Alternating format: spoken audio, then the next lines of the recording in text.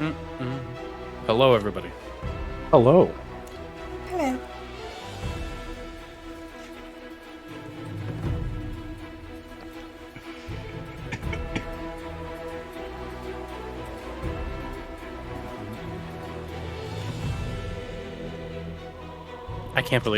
I really can't believe.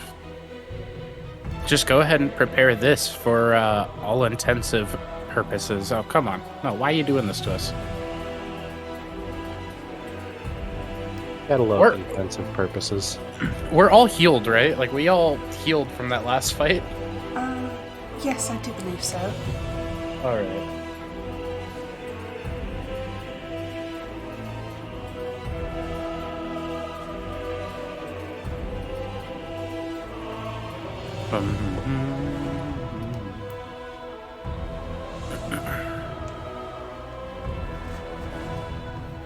Hello, you guys. Hello. Hello. Hello. Hold on, I gotta pull everybody's streams up. And if their volume levels, you guys, if they sound too quiet or too loud or something, let me know.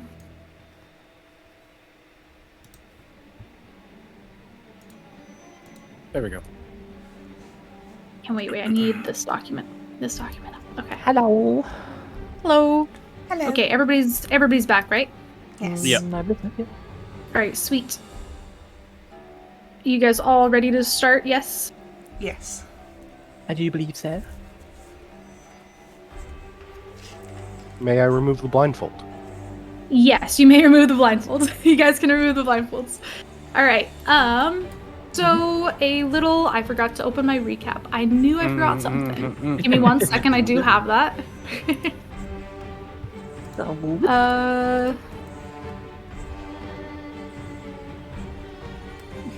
Stream file recap. There it is.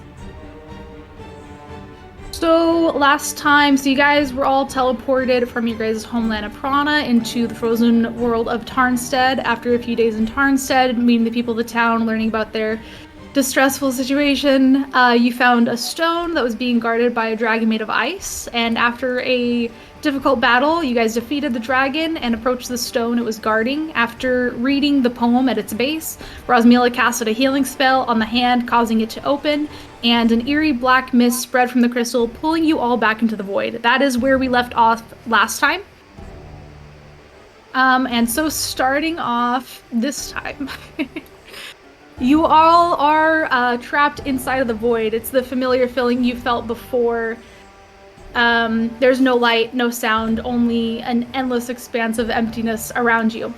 But inside of this emptiness, a voice permeates the emptiness, speaking from all directions at once. You hear, "You have proven yourselves worthy, but know this. The path ahead grows ever darker, and the challenges you face will test not only your strength, but your very souls. Victory may have graced your steps thus far, but heed my warning. The true measure of your resolve will not be weighed in triumph alone, but in your resilience until the hour of reckoning arrives." And as that last line leaves you, you all open your eyes as if just blinking awake again, and feel underneath you a cold, hard stone underneath your feet, feeling entirely unfamiliar to you. You look around, seeing gargoyles perched on pedestals around an entire arena, with their glowing eyes fixated down on you, casting eerie shadows across the entirely lit space. Let me also pull this map up so you guys can get an idea of what you're looking at here. I think it should be this one.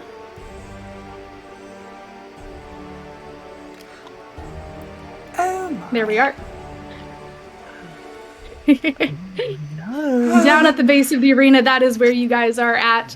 You guys wanders to the towering pillars that encircle the arena, their crystalline tips shimmering faintly in the subdued light. They exude a strange energy, pulsating with an aura you can't quite comprehend. The massive wall, so up in the center, which I didn't quite get the line in, right before you, is a massive wall that's commanding your attention. Its sheer size and menacing spikes protruding from its surface instilling a sense of unease. It looms like an insurmountable obstacle, blocking your view of what lies beyond it. cauldrons are scattered around the arena above you, adding to the sense of foreboding. You can't shake the feeling of danger that lurks within them, though you're uncertain of what form it might take. As you stand there, confused, down on the ground, you guys can place yourselves on this side here, as you would like. A voice booms over you. You hear it from across the arena above you. Dear subjects and newfound competitors, behold the wondrous spectacle unfolding before your very eyes. It seems we have been graced with the presence of new arrivals, transported here by means beyond mortal comprehension. Welcome, newcomers, to the illustrious arena of our kingdom. You stand now amidst the finest warriors, where only the strongest and most cunning survive. Do not fret. I assure you, the challenge ahead is quite simple for those with an ounce of talent. You have stumbled upon a tradition as ancient as the stones beneath your feet, a tradition that separates the mighty from the meek, the worthy from the unworthy. Here, you shall face trials unlike any other, trials that shall test your resolve, your skill, and perhaps even your intellect. But fear not, for I am ever so gracious in allowing you the opportunity to prove yourselves. It is a rare privilege bestowed upon you by none other than myself, your benevolent ruler. Take heed, however, for the path ahead is treacherous, and your journey may be short-lived. Nevertheless, let us not delay any longer. Let the tournament commence, if only to amuse the court with your feeble attempts at glory. Mayhaps you shall surprise us all, though I highly doubt it. Let the walls be climbed, the tar be dodged, and the victors... Well, let's see if any of you are worthy of such a title. Go forth, my dear competitors, and entertain us with your futile endeavors. After all, it's not every day we get to witness such amusing spectacles. Let the games begin, and may the odds be ever in your favor, though I highly doubt they will be.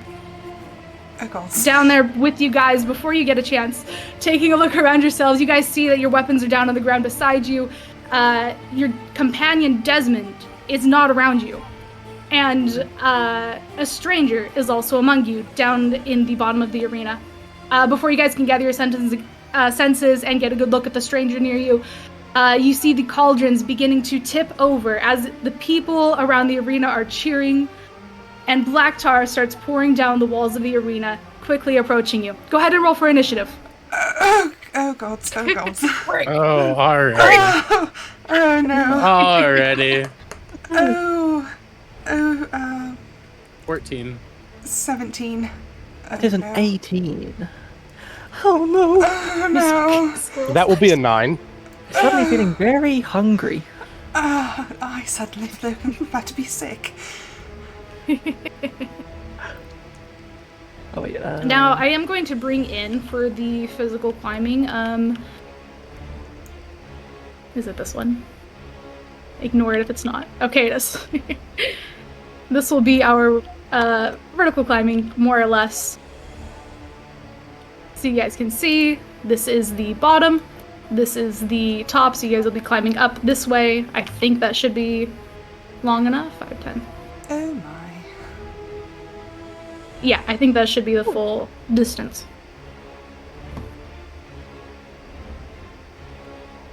And I didn't get to do this beforehand, but I wanted to. I'm just going to put some minor obstacles in your way. I probably shouldn't make them gray, but... Oh, how very gracious. Mm-hmm. I'm always benevolent. Assume these beautiful circles are amazing spikes. circles. The best ones. You can very clearly tell what they're supposed to be. Mm-hmm. Mm-hmm. Unfortunately, This is my did not. I was not able to make this map. I forgot about it.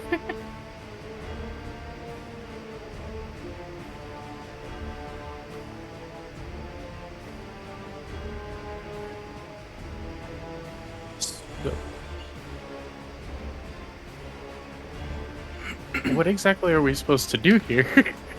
Well, you have tar coming down the walls around you, and you have a wall in Run, front of you. Yumino! We run! Okay, alright, yeah, we're running to the... I'm running to the wall. I don't know what they're doing. I'm dashing to the wall. That sounds like a Did you splendid guys idea. put We your are- initiative on this slide here? We are in I initiative. am not. Okay. If you guys can, that way I can keep track, or I could write it down too. Here, let me get a notepad. We're so Or if you eager guys to do that, start going. that works easiest. Oh no. First thing I do, you said our weapons were at our feet. I pick mine up. You can on your turn. Okay. Oh wait, that's facts. Hold on, I haven't even. We gotta wait for initiative. I was going Oh, to and say, I should also, I think I forgot to add this little note in. The stone is also on the ground, and I should point out, you Shiny guys stone. do notice that one of your members doesn't seem to be getting up. Lockery. Oh no.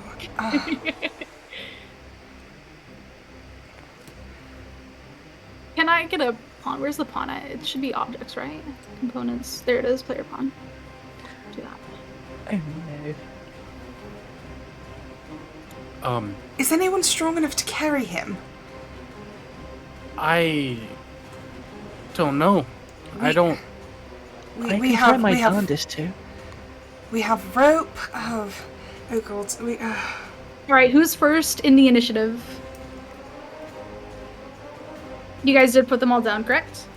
Yeah, I Yes. put mine where I'm supposed to be. Correct. Okay, cool. So, Gale, up at the top. What are you gonna do?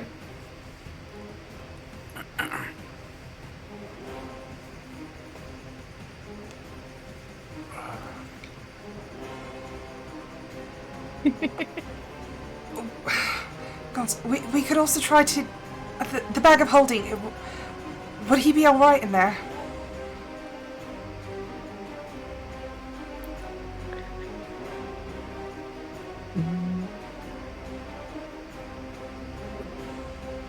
What are you gonna do, Gale? Oh, sorry. We're running out of time. I'm sorry, I'm panicking. Tar is approaching you. Gale is going to attempt to pick up Lockery. Okay, go ahead and make a strength check. Wait, where is it? One sec, sorry. No worries. That is 11. 11. You are struggling a bit, but you do have him up in your arms. You are carrying him. Okay, and then I'm going to attempt to start trying to get towards the wall. Okay. So is that turn? So you guys Wait, should be so- up against the wall. So climbing speed is halved, so you can move 15 feet up the wall. Okay, so With Lockery, you can move That's- half of that. so just like 2. I'd say 10 feet. You can move 10 feet. We'll do. Okay, yeah. So I'll Yeah. I'll move 10 feet up the wall. Okay. Climbing up the wall. You. Yep. Okay. Perfect. Is that your turn? Yes. All right, Rosmila. You said we are at the wall, yes? Correct. Alright. And the tar is very quickly approaching you. I shall climb the full 15. Okay. And I forgot about this. Go ahead and make an acrobatics check Oh no. or athletics. You could do either. I'll say. At least in acrobatics I have a +1. Oh, yes! 20! Fantastic. Yeah, you make it the full. Let's Yes! go. I can climb! Anything You else just for your start turn? running up the wall.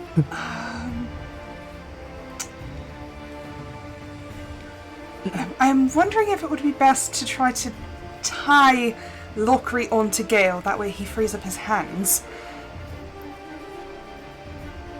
I won't let you tie him this round, but if you want to like take out a rope this round to do that, you can. Alright, from my bag of holding I will pull out a rope and Okay. wait my next turn. Okay. Yumino. So I'm getting my weapons first off. Fantastic. Did y'all retrieve your weapons? I Can have they hear no me? weapon. She had no weapon. Gale left his on the ground. I'm gonna run over and grab Gale's as well and throw it into my pack. Okay. And then I'm running to the wall. You want me to make an acrobatics check? Correct. Acrobatics or athletics, whichever you would prefer. 19, so I can make... Yep, you can make it the full 15. Alright, so I'm gonna stop at 10 real quick and give Gale his weapon, Okay. and then make... Oh god, I can't. Hold on. And then go back to the full 15 right here. Okay.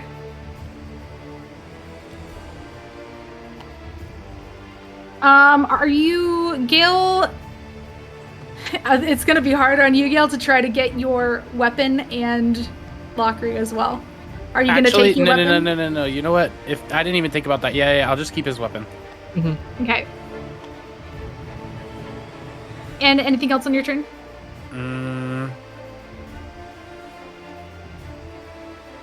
I should still have a good berry from last fight, right?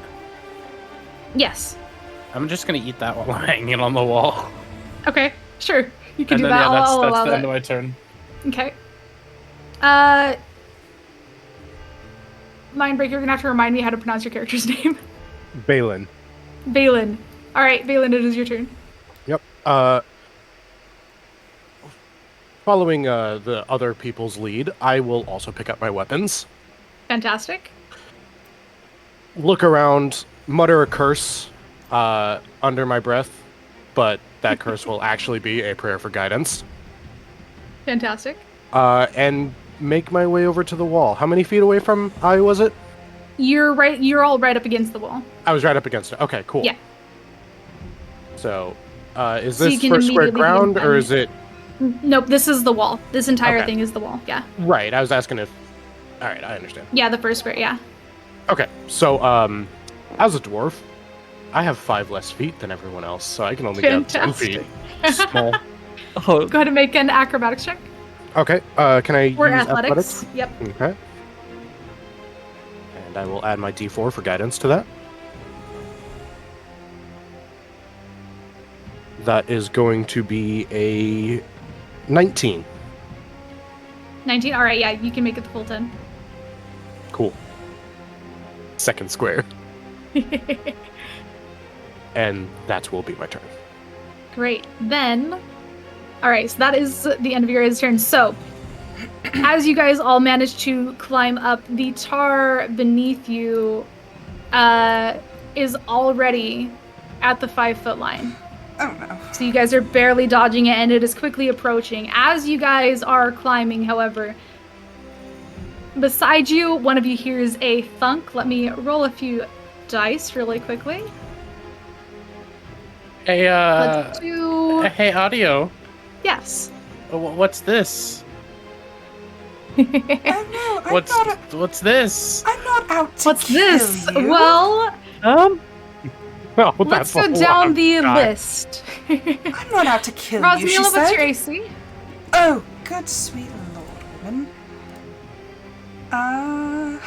11. 11. What are you gonna need to roll? Rosmila, you guys don't need to roll. Rosmila, as you are climbing up, you feel an arrow pierce across your cheek as it strikes you. Go ahead and take... We will do 3 damage. Lockery managed to dodge that. However, Gale, I'm going down my list as I see you guys on my screen here. Gale, I don't think this is going to work for you, unfortunately. So, you are carrying Lockery. Go ahead and take 4 damage as an arrow lands in your shoulder. And Balin, what is your AC? 20. 20. All right, you are good. You see the arrow beside you, but it entirely misses you. And Yumino as well. You see it clunk. You see it beside you, but it misses you. Actually, DM, correction. It presently would be 18 because I'm not using my shield. I'm very focused on climbing. Okay, it still misses, so you're good. I rolled kind of low. So I have a quick question. Yes. I'm only 5. Technically, I'm 5 foot away from Rosmila. Can I yell to her real quick, or is that an action during a round? You can do it. You can do it on your turn. It's a free action. You can talk once, and then you can use like your regular action and then bonus action and movement. Okay. So I'll do talking as a free action.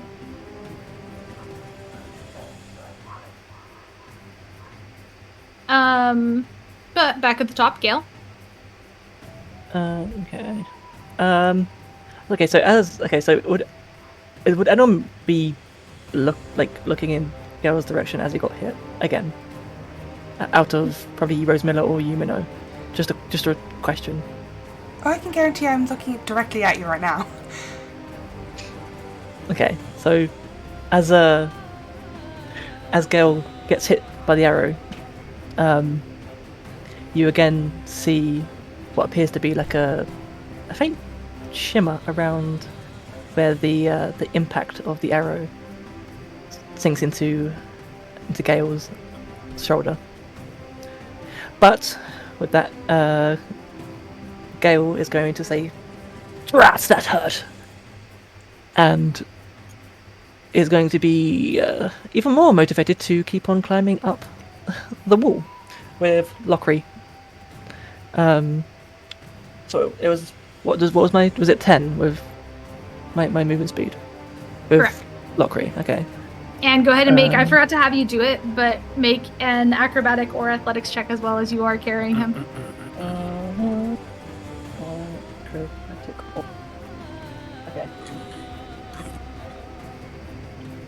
That is a 23. Fantastic, yeah, you're able to make it. Hell yeah. Was that a natural Okay. 20? No. It was Okay. 18 plus 5. Alright, just checking. So it's gonna go toward. Yeah, move 10 feet forwards, and yeah, that's gonna be it. Fantastic. Alright, I had it where you were like holding. There we go. There we go.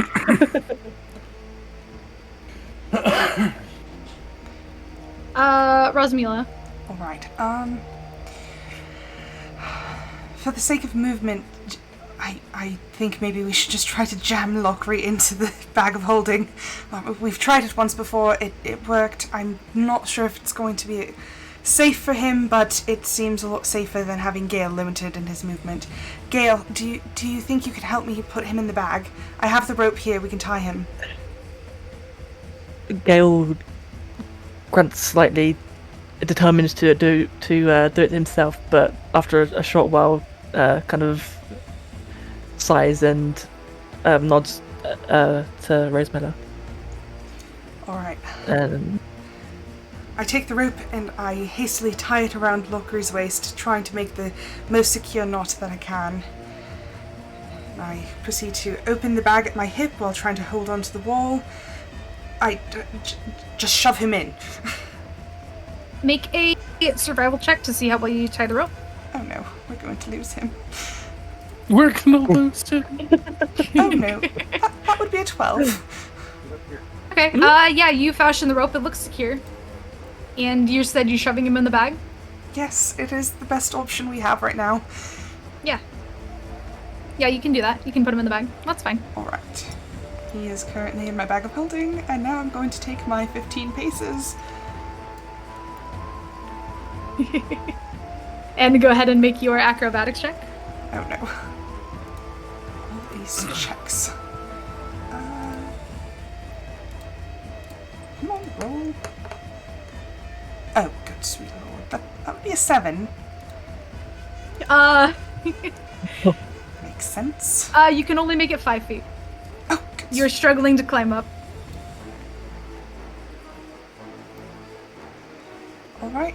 I do believe that will be my turn. Fantastic. Yumino? Alright,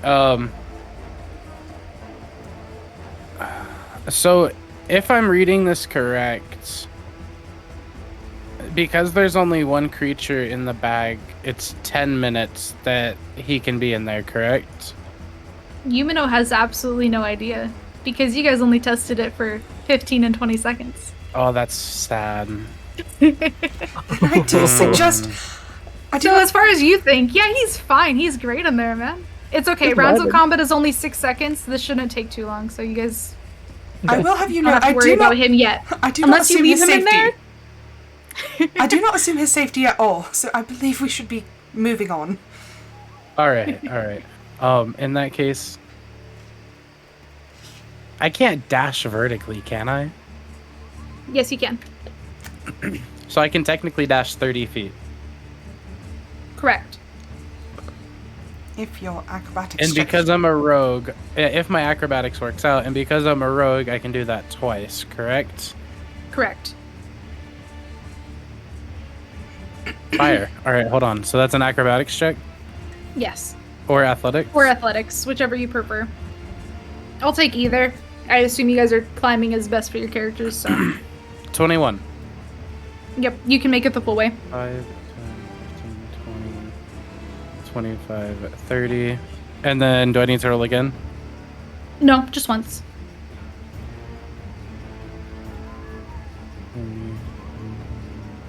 30.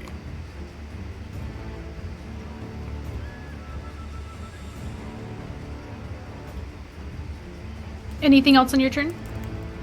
I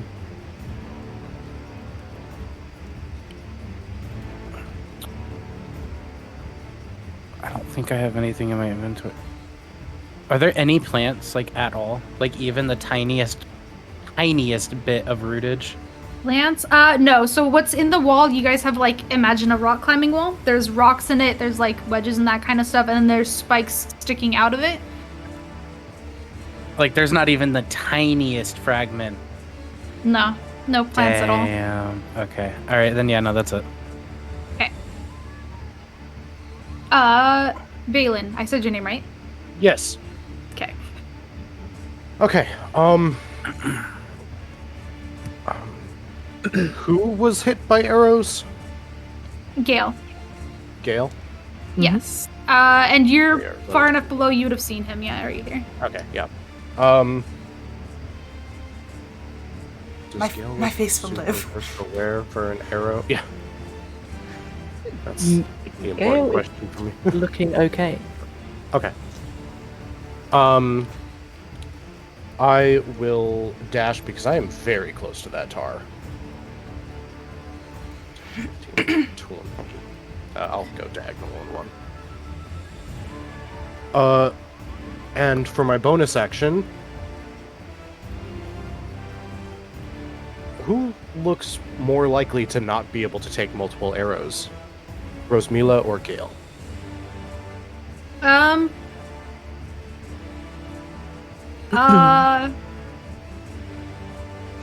Probably Rosmila.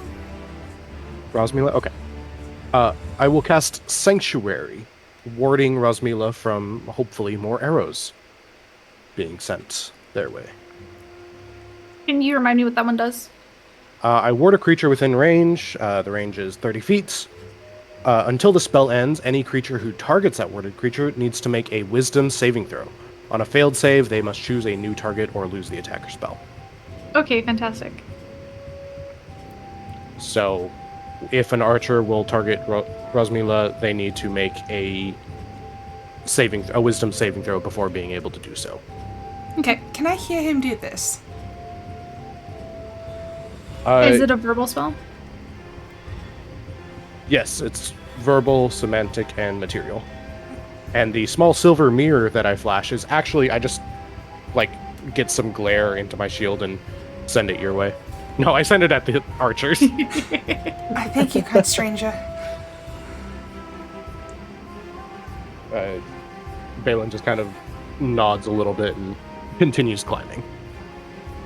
Fantastic. And then with Balin's turn, it is back to the tar and the archers. The tar is rising very quickly. It is now right underneath Rosmila and Gale. I hope that I'm kind of feeling that, and you guys can see the black line there, right? Yes. Yes. Unfortunately. And the archers are going to take another shot at you.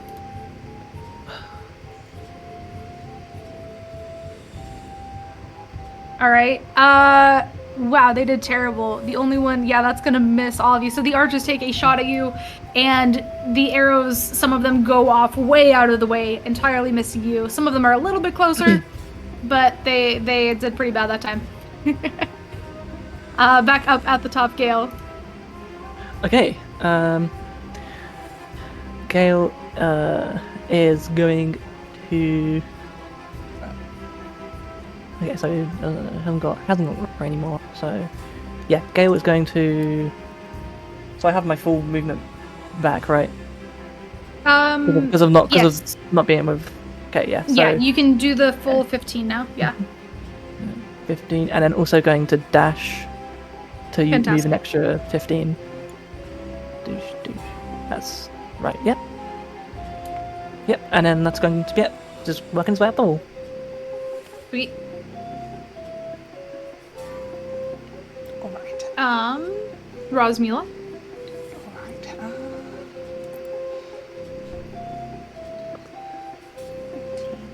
Can I dash as well? Yes, you can. It's your action, basically. So. Mm-hmm. All right.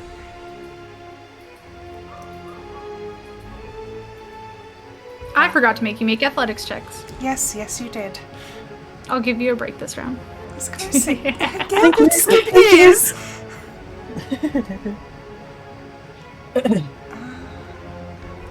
Give me one moment. I don't think I have any other options, so that will end my turn. Okay. Yumino.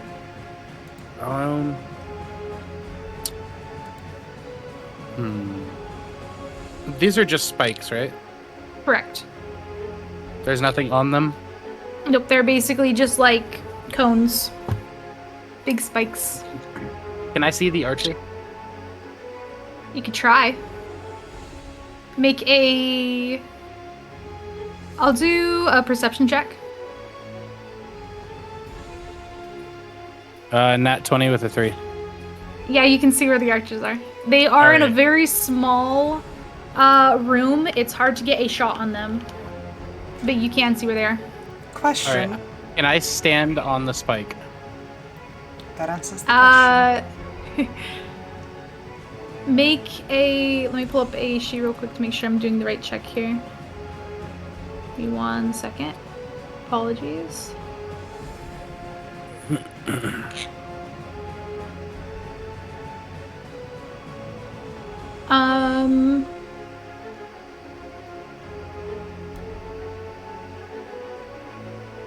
Let's have you make an athletics check. Yeah. Ah, that's a 5. Fantastic. So, as you try to climb onto the cylinder to get a chance to get a shot off, you start slipping off of the side and you actually end up falling. Go ahead and make a... let's do a dexterity saving throw.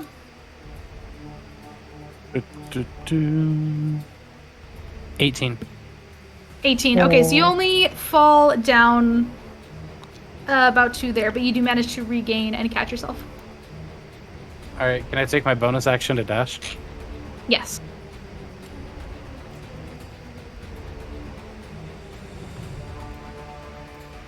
And then can I take my rogue free dash? Yes. Damn. And you have made up on the top. I will say up on the top, you can see on the other side of the wall, you are surrounded entirely in the arena. On the other side, it is filling up with tar just as much. There's not really a way to drop down. Surrounded? So, I'm going to kind of lift this really quick with you guys Am I on in it. danger, like being shot up here? So you can see here, Wow. you guys are this wall in the center. There's tar on either side. You are surrounded by tar. You are on a stable area in the center, though. So you are Okay. all right. And there's like 10 feet up there for you to stand on. So it's a pretty thick wall.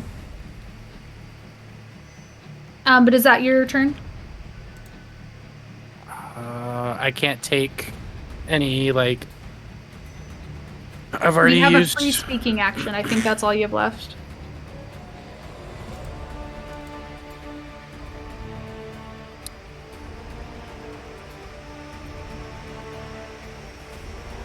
Yeah, that's my turn. I don't really know what I would...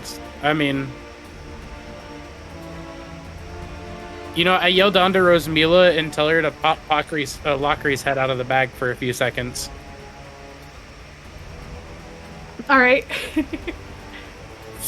Do I need to wait for my turn? Correct.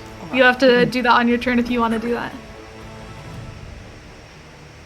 And then it goes down to Balin. Okay. Everyone's much faster than me. I'm just gonna 5, 10, 15, 20 dash. Fantastic. And it's not concentration, so I can throw Sanctuary on Gale as well now. So I'm going to do that. All right. Perfect. So both of them are warded from attacks. And now that I'm next to them, I will say, as long as you do not strike back, the attacks will not come your way. They should not come your way. And that'll be my turn. Perfect. Okay, the tar is going to raise another 10 feet. I think my line did not line. There we go. And the archers are going to take another shot at you. Give me 1 second to open all of my stuff back up, bro. It's me with your best shot. Do not taunt them, Gale. The first 3 are... Man, they are really trying to hit Balin, and every single one misses. You know, what is your AC? 18. Okay, yeah, every single shot misses. They are primarily aiming at Balin, and except for the last one, you see they are still aiming at you up there. But they miss. They're terrible shots. I can see them up here, right? You can see where they're shooting from. You can't see exactly who is shooting you. Damn. They are tucked away inside of a room, more or less. Oh, hey, before my turn gets too far away, athletics check, 16. Perfect, okay. Yeah, I was gonna start those up at the start again since I forgot last time. Starting at the top, Gale? But yeah, 16 works. You're good.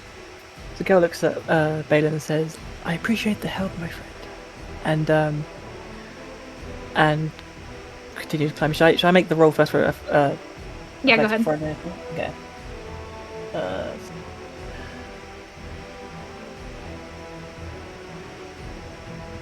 That's a 22. Fantastic. Yep. You're able to make the full distance. Okay, so going to move 15 and then dash again to do another 15 to get up here. Great. Another mission. And that'll be it. Okay. Rosmila? Will it take an action or a bonus action to deal with Lockery? That'd be an action. Alright, I'm going to hope that he will be fine until then. If I die, he dies anyway. I am going to... Alright, that is a 14. I have a 14. Okay. Yeah, you can make it the full way. As... for anybody perceptive, as I'm climbing, you notice that I'm crying quite heavily, though I continue to climb.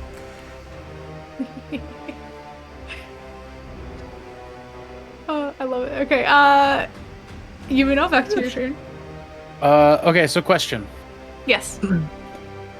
In the process of, like, did we fall or were we just, like, standing in the arena? Like, what happened during the teleportation? Basically, you guys were standing, and then suddenly you guys were just laying down on the ground. You stood up, you walked to the wall, and you climbed up it. Can I check my ice block to see if even, like, a small chunk has come off of it? Sure. I have a question. Okay. So, yeah, go ahead. Did anyone grab the stone? Great question. Well, we have So the with the next ice, you inspect the ice and it looks entirely intact. Fuck. Okay. Then I take my arrow and I prime my bow to the location of where the archers are shooting from, and I pull my bow as far back as it can go. Like the bow starts to creak and crack almost. And I cast, what is it? Hold on, I gotta get the. I cast Hail of Thorns. Okay. As well, and I let the arrow fly towards where the archers are. Hail of Thorns. Let me remind myself what that spell was. Sorry. Gotta open the campaign.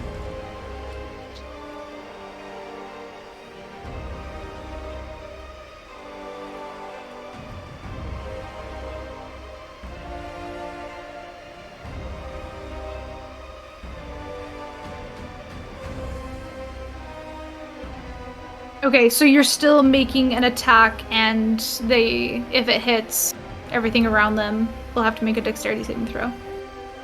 Yes. Okay, so go ahead and roll to attack, and you will be rolling at disadvantage, seeing as you're not sure where exactly you're shooting. Or, No. I'm what you're shooting. at.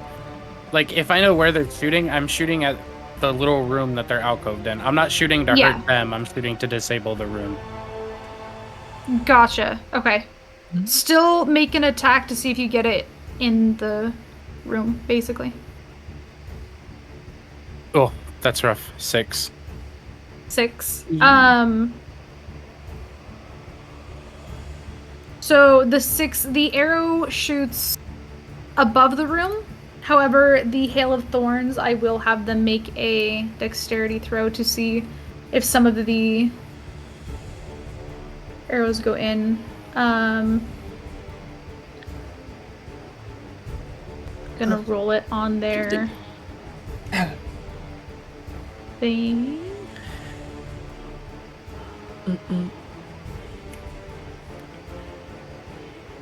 Oh wow. What is the save? What is the save? Hold on. The spell save DC?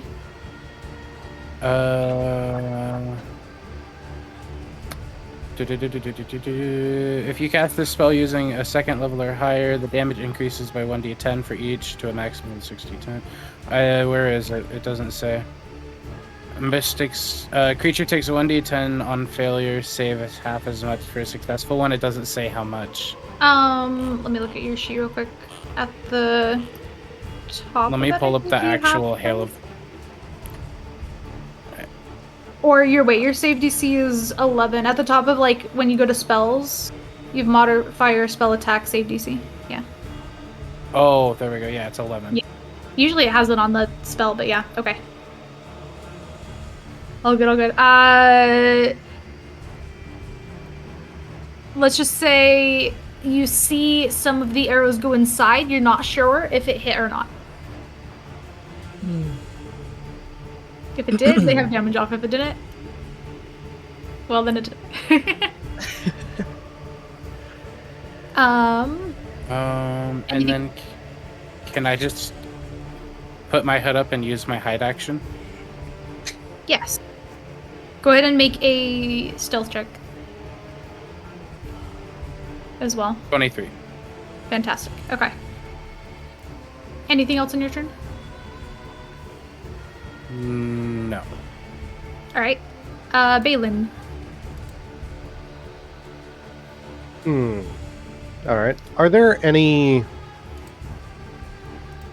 from my vantage, lower on the wall than everyone else, are there any spots that are visible that may act as a valve or a lever to shut off the tar? Or just where they're coming out of? You can see that the tar is definitely coming out of cauldrons. If you want to make a perception check. Okay. I have advantage on those because I have a funky shield. 14. 14. With a 14, you don't see anything around you that looks like it would shut off the tar or anything, make it stop. You do glance up and see that the cauldrons are being poured by people. So it doesn't look like you have like a way to stop it. It's being physically poured. Okay. That's fair, I guess. I will continue to climb. Okay. Ooh, that's a 9 on athletics. With a 9, you only make it about 5 feet. Dash for 10? Or Sure. is it just 5? Okay. Yeah, dash for 10, that's fine. Alright. That will be my turn. Okay. Back to their turn. The tar has risen another 10 feet. Oh, I will use my free action to say, maybe take out the ones pouring the tar. Yelling it up to the person who currently is perched up there. Fantastic. Yeah, and then you guys are gonna get shot by the arrows, the archers again. 5. You mother. Nice try, buddy. Was a nice try. Wow, these archers fucking suck, bro. Holy shit. They're gonna miss all of their shots again. I got a stormtrooper aim, huh? They are sure trying. Sorry. They're trying. They're missing horribly. And back up at the top with Gale. Gale is going to use the rest of the movement and dash to get up onto the top. And then as soon as he gets up to the top, he's going to look back around and like down at Rose Miller and reach out the hand that doesn't, on the side that doesn't currently have an arrow sticking out of it. So he's like, but reaches down like a hand out to help Rose Miller up. Okay. And that is going to be it. And I forgot to have you make an athletics check again.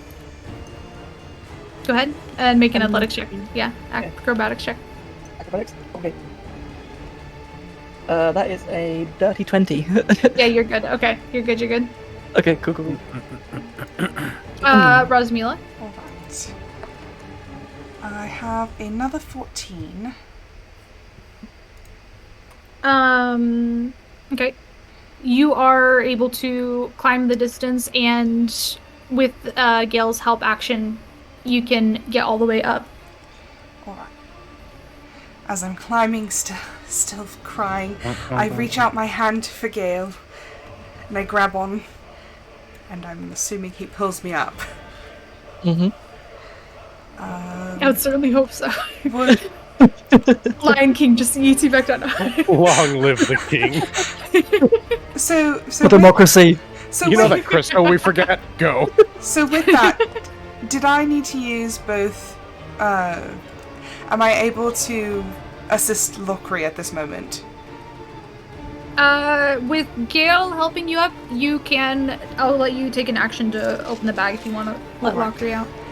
Once I'm on top, I open the bag, pull the rope, and pull him out just far enough to where I can get his head to where he can take some breaths if needed, and gently pat his cheek.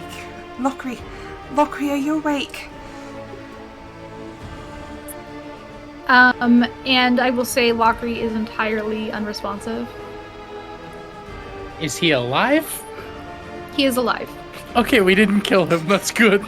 He is breathing, he's alive, he's entirely unconscious. For now. For now.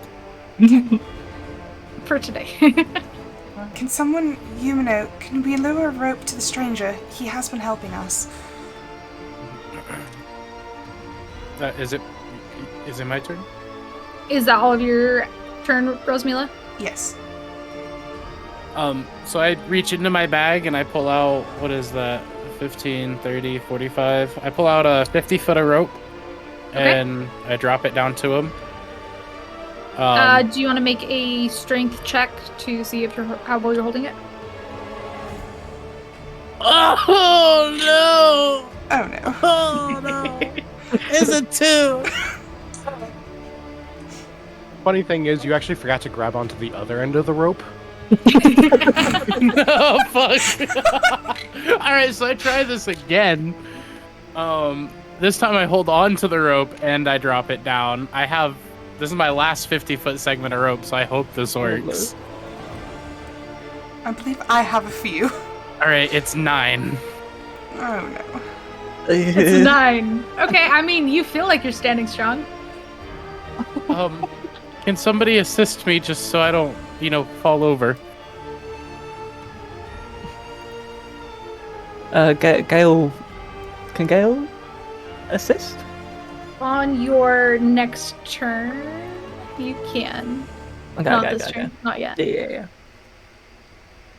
Is that all of your turn, Yumino?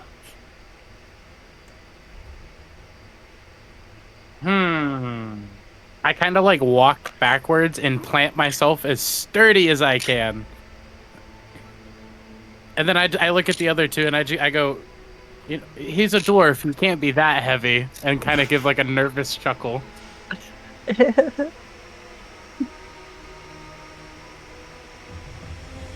That's my turn.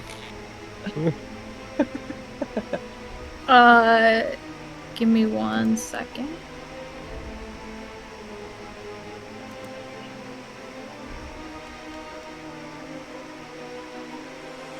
Okay, then yes, Balin, it is your turn. Okay. I will trust this stranger and grab onto the rope. However, I don't fully trust these strangers. I will, in addition to climbing onto the rope, just kind of use that as a safeguard, I think, and assist myself along. For the most part, still climbing the way it was. Go ahead and make an insight check real quick. Okay. That is going to be a 13. 13. Okay. With a 13, you think that the rope feels pretty stable doing it, but you trusted them a bit more than you thought, and the initial tug. Yumino, do you want to make a, let's say, dexterity saving throw? Pulls it off. No, why am I really low? It's a 10. It's a 10. Yeah, you did that initial tug, and the rope kind of came down with it. It was a good thing you had an extra hold, because the rope is falling to the tar. Oh, my rope! I'm still holding on to it, correct? Correct. 50 foot of rope is heavy, though. But could he see it falling, though? Yeah, he sees it falling down towards him. That tug just pulled down with him, But you still have a hold of it. And if you wanted to make you said you were climbing, right? Yes. If you want to make that, did you already make the acrobatics check? I have not. Okay, go ahead. Okay.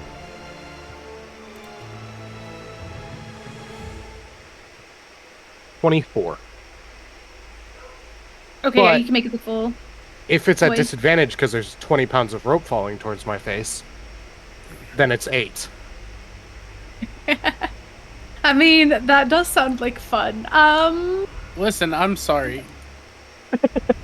You know what? Let's do a percentile dice. Go ahead and roll me a percentile dice.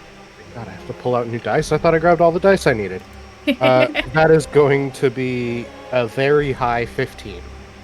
A 15. Okay, yeah, we're gonna go with the lesser one in that case. So you got the 8. You can go 5 feet, and the rope smacks down on top of you, distracting you. You're only able to go the 5 feet.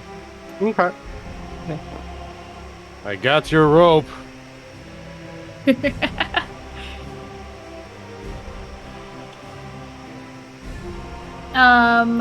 Yeah, that'll be no bonus actions. That'll be turn. Okay. The tar is going to go another 10 feet. And the archers are going to shoot once again.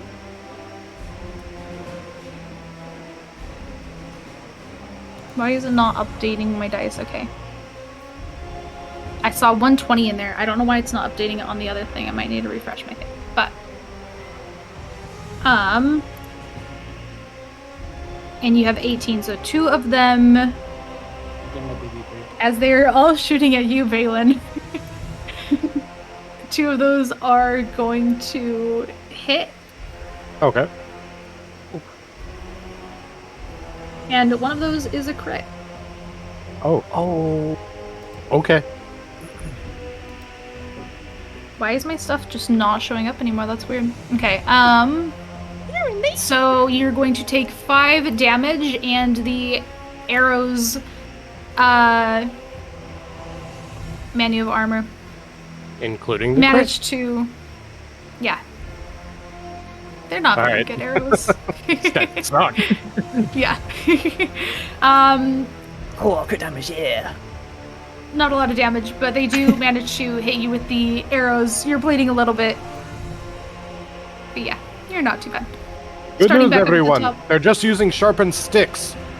Pretty much. I don't Gale, know if I over the trust top. that Okay. from a dwarf. So, as I pull Rosemilla up, I notice that she has been crying, and Gale places both hands on Rosemilla's shoulders and looks straight, dead into her eyes, and says, "We will make it through this. I promise you that." And gives bardic inspiration to Rosemilla as a bonus action. Fantastic. And yeah, can't really do much else at the moment. That's fine. Yeah, I If think that's your turn. yeah. Okay, Rosemilla. Hearing his kind words, I grab the end of my cloak and I wipe my tears, and look towards both ends of the wall to see if there's anything that is, if there's a way that we can get off of the wall, since the other side is filling with tar as well. You don't even have to make a check. You can entirely see that it is flat above this wall, and it is edges. There's no down. It is just a flat top of the wall. So what are on the ends? So if we move the board, It's more stone wall. Like you are in a stone wall. It's like in between all of the tar. Like if you move the board, it's not so end to end. So like it stops right here. There's tar on this side. There's tar on the other side. It is not like going to the wall. It is, you guys are stuck in the center of it. how far is the edge of the wall to the arena? For that one, go ahead and make a perception check. Alright.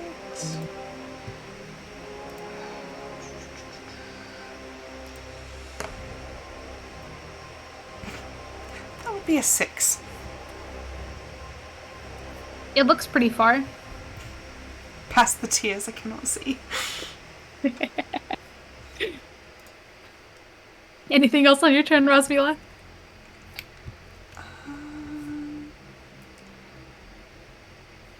I shall ask the stranger. Sir, were you quite badly injured? He's still down on the wall. Well, shout down. Okay. Am I able to respond this turn? Or at this moment? Sure, you can respond.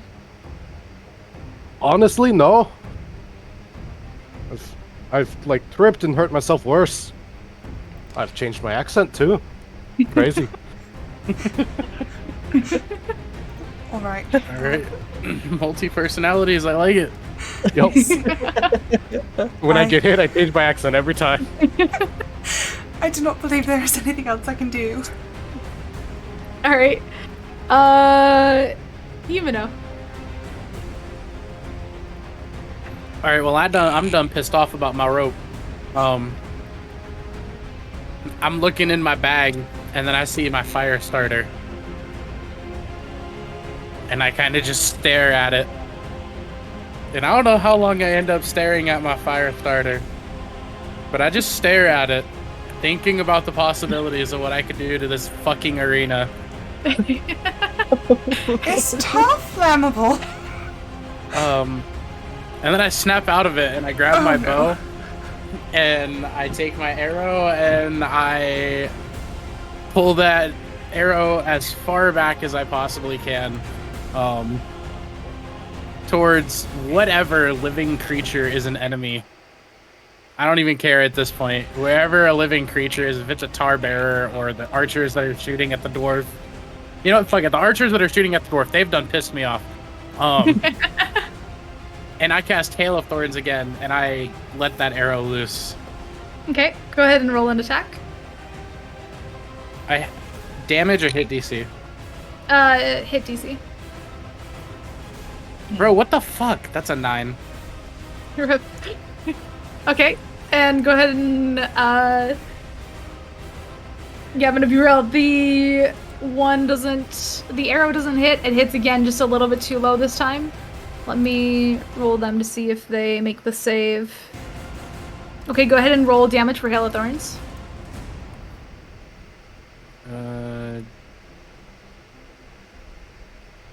Oh, come on. My thing isn't updating. That's a 10. 10 damage, And that okay. 10. Okay. Okay, you're not sure if it hit or not again, but it looks like the arrows actually maybe got through this time. Okay, but and then I yell down to the dwarf on the wall.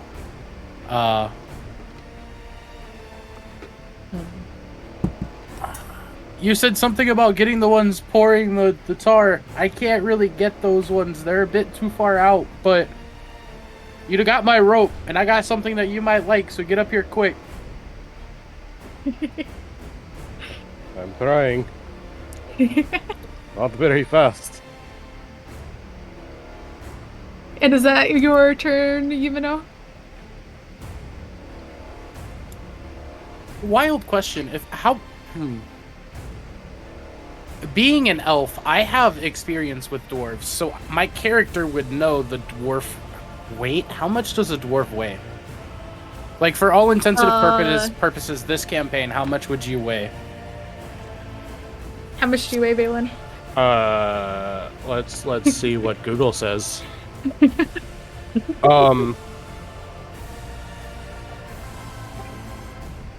Probably. Yeah, probably pretty dense. Hey, that's my money. Given the fact that Balin is also in plate armor with a shield and a warhammer, he's probably, like, that included, pushing 280. Okay, too much for me to carry. Never mind. Yeah, that's my turn. Okay. Balin. Yep. Athletics check. All right, yeah, that's Yep. a 23. Hey, Dad, good coin, Sora? No, I dropped a D4. Oh no. Just dashing up. Okay. And the tar again is going to go up another 10 feet, and the archers are going to shoot. If the rolls will show up, which for whatever reason they don't. Okay.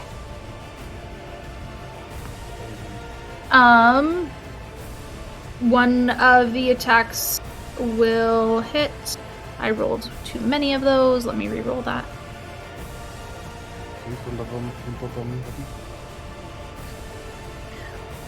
Okay, 2 damage. Against. And back up at the top with Gale. So that was against me.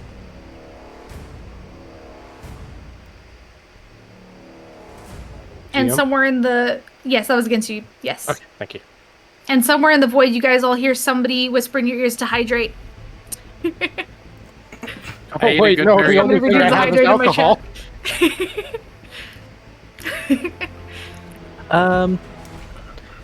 So Gale is also Sure, going to.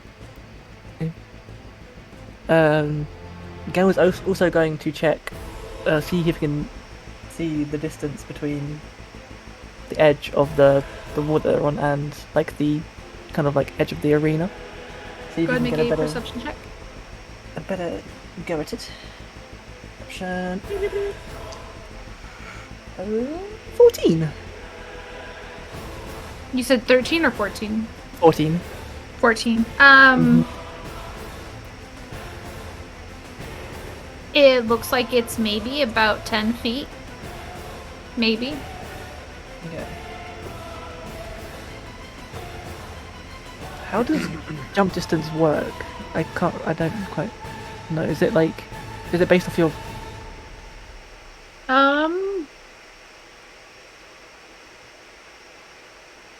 I don't remember off the top of my head.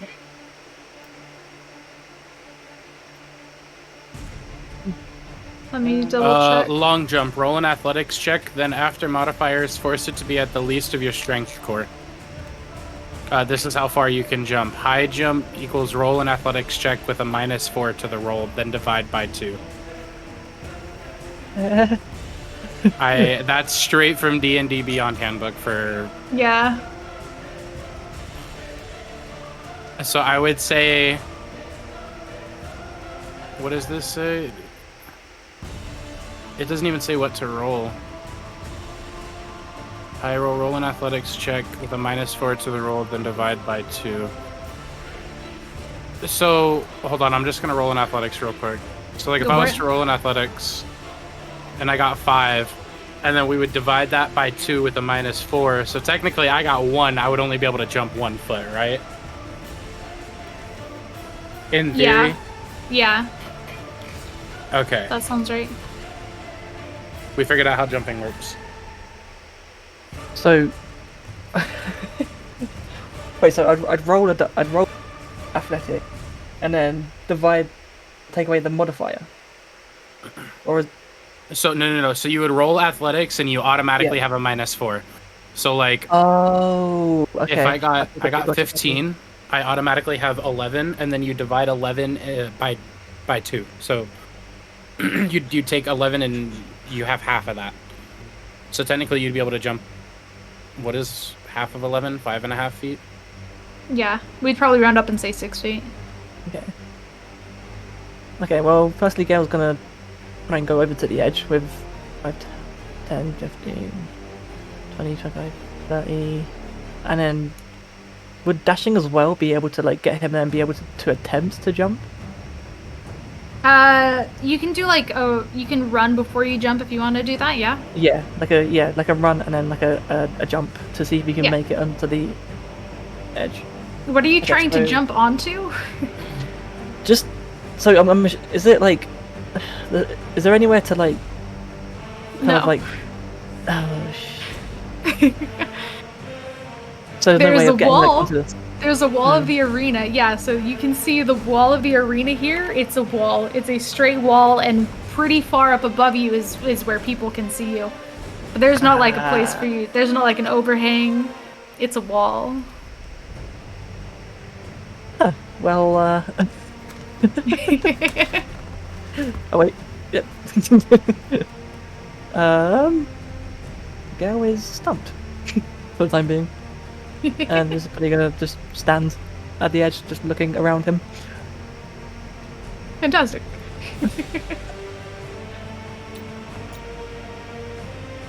Drag you guys back over. And that's your turn? Correct? Yeah. Okay, So then Rosmila. alright. Seeing how there was no apparent way off of this wall, I shift my focus to the towers that you mentioned with the light, the crystals. Is there anything I noticed about them? They're shiny. Do you want to make an investigation check? Or an arcana check? I would like to do an arcana check. Okay. 15. You can definitely sense some magic coming from them. And with a 15, you can notice that they seem to be not necessarily causing harm to you. They seem to be creating a sort of barrier around, like, above you.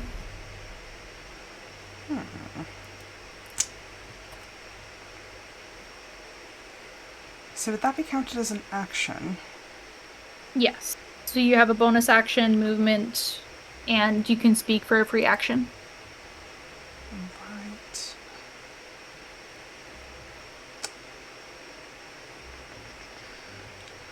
What is... Sorry, give me 1 moment. This is a new thing. Okay.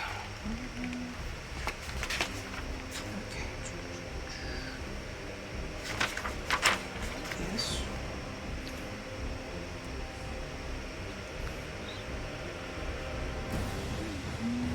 It's not actually does it. Ah, here it is.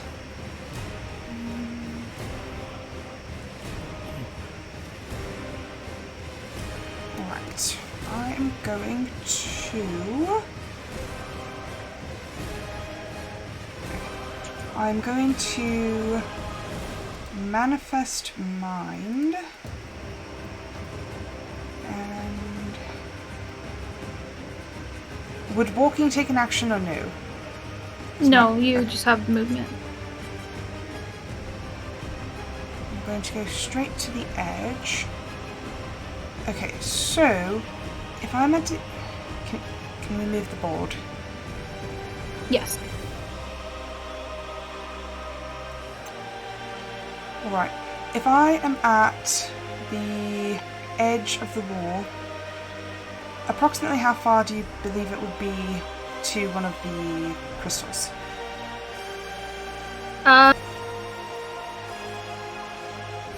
Let's see if you guys have, like, probably about 60 feet away. Oh, perfect. I am going to cast Manifest Mind, and the soul of my awakened spellbook, I can place it 60 feet away.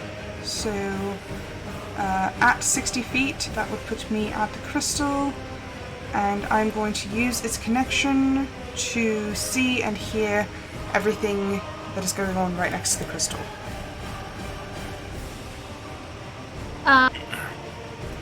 Okay.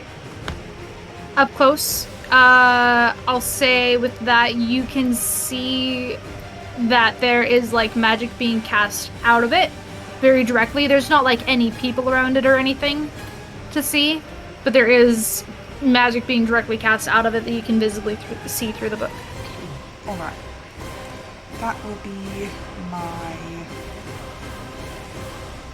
my turn. Okay. You, Minnow? So remember when you said last session that things the players do for the campaign that are good, you get, what were they called? Inspiration points, I think? Because I have a big brain idea if I have an inspiration point. I can't remember if I do. So bards can give you inspiration. If somebody in my chat wants to give you inspiration, they can.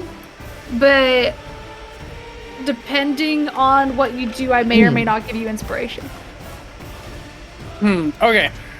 Well, I'm gonna cast... I don't even know how to say this. Primeval Awareness.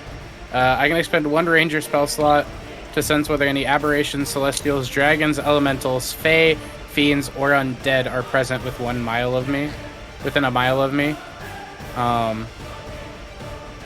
It doesn't reveal their location or number, but can I sense if these guys are celestials? Like who are you trying to sense as the celestial?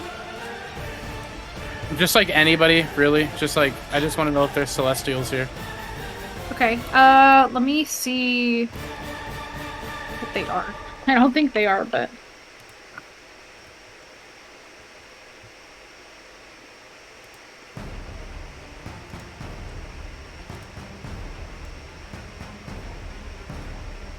okay, I don't think that they. No. Okay. You do not sense any sort of. Wait, do you need to cast for it? No. Oh, Okay, hold you on, just my do it. monitor turned off.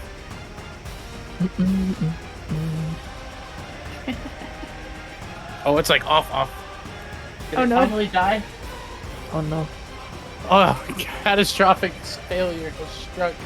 Oh no. You do have one. Did I say it was 1d4 in the redeem or 1d8? What do you mean? Andy. I have a a redeem D4. in which people can give you a d4, so you do have 1d4 of inspiration because somebody Hey. did give you the inspiration, Yumino, so you have 1d4 of inspiration. Oh, fire. I appreciate y'all. All right. So, from the top of the wall, how far... I know we've been asking a lot of questions about this. You're fine. Here, from the edge of the wall to here, like the lip of where everybody is standing. So, like, I assume these are the spectators. Correct. And then this is, like, the edge of the wall where they're not technically supposed to stand that's holding them back, right? Yeah. Okay, so how far from here to here? So the distance from here to here is 10 feet. However, the distance from where you are like standing to the top of where like they would be looking down at you at is 30 feet.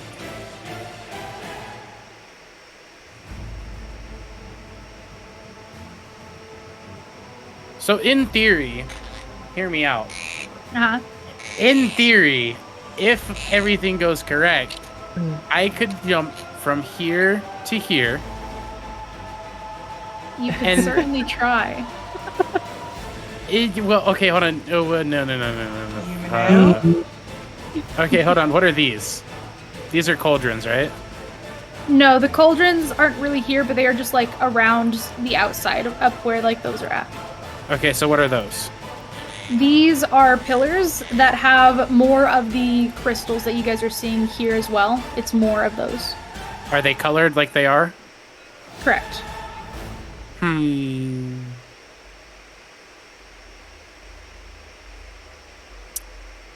In, like, wherever I am on the wall, how close am I to one of these colored crystals? I mean, it's not too horribly far. However, it is a lot taller. It's about as tall as where the other ones are at, so it's like 60 feet up from you. But it's only like, I think this one would be like 2 or 3 feet. This thing is like, you know, maybe 5 feet. Is not that far. So, can I hit it from the top of the wall? You want to hit the crystal? Well, like, okay, so, like, how sturdy is the thing it's on? Is it like a rock pillar, like the wall? Yeah, it's solid. Fuck.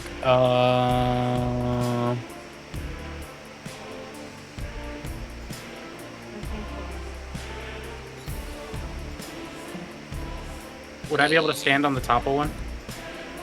If you could get up on it, you could try. Again, it's 60 feet above you. The top of it is.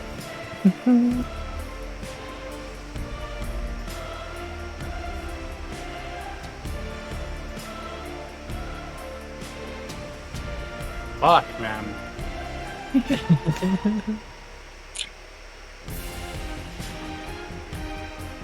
Okay, last question. I can cast ranger spells. Do they have to be in my spell book, or is it just like ranger spells in general?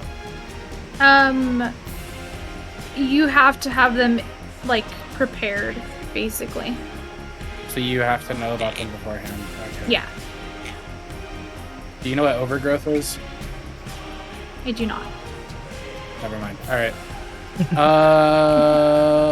Fuck. I know some spells, I don't know all what of to them. do. Fantastic. I used all my rope too. Rosemary, do you have any rope in that bag by chance? I believe I have at least one. And you said it's how far from the edge of the wall to the other wall? It's 10 feet width, however, 30 feet if you're wanting to get where the people are. So 10 foot across, 30 foot. Whatever that a squared plus b squared equals c squared number is. Yeah. Mhm. And then if I can't just like run and dash over there, can I? Like, you want to run and dash and jump Yeah, like, across? yeah. Like, you can. You could try if you want. That's the key word. Try. Please do not put yourself at any more risk. Tie that rope around me real quick, Rosemila. Alright. I want to check. You're quite far away. We're all the way on the other edge of the 5, wall. 10, 15, 20, 25, 30, 35. Ah, okay. I pull out... I will say, if she is tying it for you here, that's going to take your action, Yumino. Yeah, no, that's fine, that's fine. Okay. Alright. I will take out the rope and I will lash it around his waist. Make a survival check.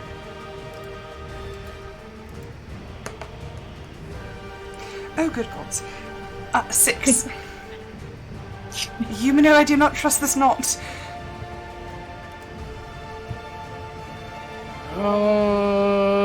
I mean, there's always plan B. Stuff y'all inside the bag of holding, and then I fucking sling an arrow over to the side of it. But then how are we to get out?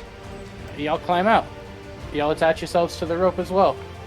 And then you just pull yourselves with the rope. We can try it and see if it works, but I feel like that's the safest option. First, we also have to get we gotta get the dwarf up here. We can't just leave him down there. Okay, you work on going to help him. We'll focus on trying to find a way out.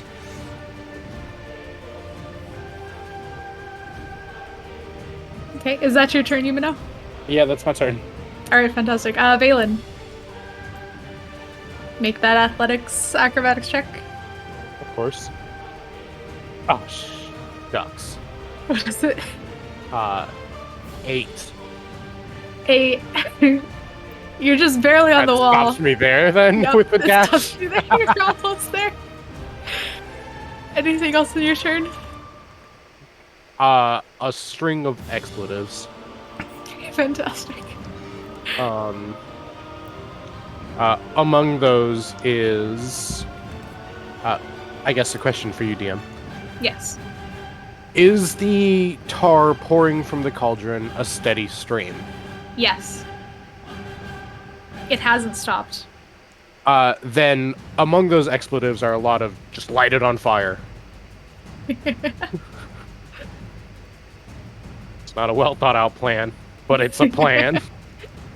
Alright, and as you're almost going to stop, it raises another 10 feet, and once again, one of them was out for the count last time, but they are all going to be back to roll again this time. And they roll horribly once again. Wow, these rolls suck, bro. I'm gonna roll on something else. They all miss shooting at you, Valen, and it's back up at the top with Gale. Oh, darn the luck. Halfway through my cursing, it just turns to insults as they miss me again. Why some creatures can't do anything right? So, can I see the crystals up here from where I'm standing, like at the edge? You can like vaguely see them. You can't see like the full crystal, but you can see that there's like, you know, a floating crystal there. Okay, and it is a crystal. So, Yeah. if I was to cast Shatter on the crystal, a non-magical object that isn't being worn or carried, also, creature made of inorganic material such as stone, crystal, or metal has advantage on this saving. Could I try and cast Shatter on Sure. the right-hand side crystal? Yeah, go for it.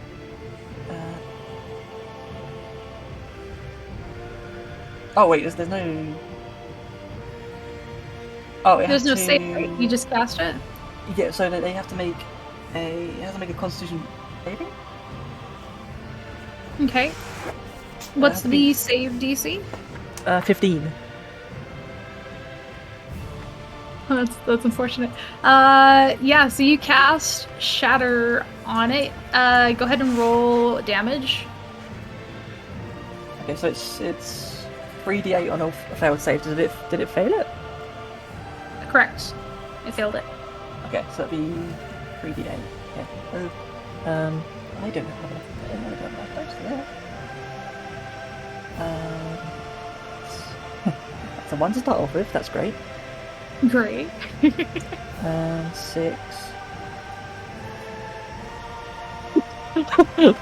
That's a 7. 7 total damage? Yeah. Okay. Yeah, so you cast Shatter and you see, the impact around it. You're not quite sure if you've done any damage to it or not. However, as the impact hits,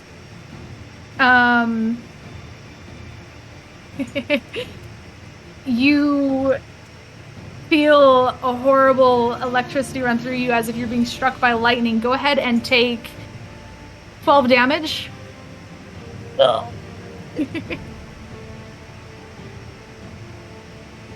And those around you just see it as if you just suddenly got struck by lightning inside of you. Gil drops to one knee, and there's like smoke going off of his body due to the shock.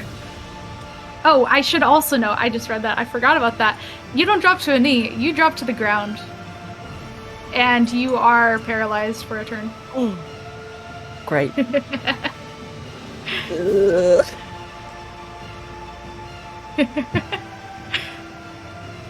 Since you're paralyzed, you can't really do anything else, so, Rosmila, it's your turn. As Gale just drops beside you. So Rosmila lets out a scream. She's like, Gale! And she rushes to his side and she tries to ask him, are you alright? Gale's just twitching violently on the floor.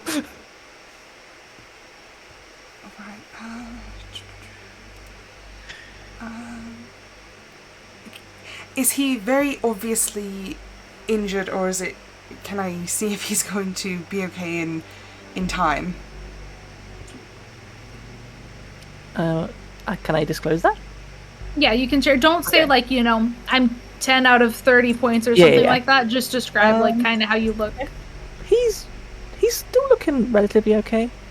Still has the arrow in the shoulder and the shock from the electricity, but Alright. he's not doing too bad. So from my position here, with my spectral mind, I'm going to cast True Strike, which grants me full knowledge of. Let's see. Your magic grants you a brief insight to the target's defenses. On your next turn, you gain advantage on your first attack roll. Okay. There's no save for that, right? It's just casted. Just cast. And you're checking out the crystal for that? Yes. Okay. I'll say with you sort of watching the crystals also got struck. With that, you can tell that if you hit it, it's going to hit back. That is its defenses. And it fair. looks like a solid stone. There's you're going to be mining and chipping at it for a while if you try to break it. It's not like glass. That is That is fair. That is fair. 10 spot. Where is the king sitting? I'm trying to scroll on OBS, bro. He is over here. If you guys can kind of see where that, like, fancier box is at. So this entire time he was just watching us do nothing until we got to the top of the wall? 'Cause there was a wall in his way? What a fool he is. For some meta knowledge, if you can imagine, kind of like screens, they can Nope, see you guys. I like to believe he's a fool. My immersion. Alright, sure. No. Yeah. Alright. What would you say the distance is from the top of the wall over to the king?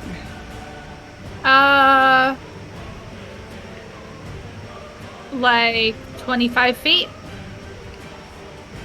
From here to I think here? I made it. I think I made it. From here to I'll here say is 60. 60. Sorry, yeah. So, No. From where you're out of the wall, up is 60. Vertical. Horizontal is alright. 10. Alright. So I think that's about 25, 30. How big did I make it? I think 30. Could you describe to me the area that the king is sitting? If you want to make a perception check. Alright. 17.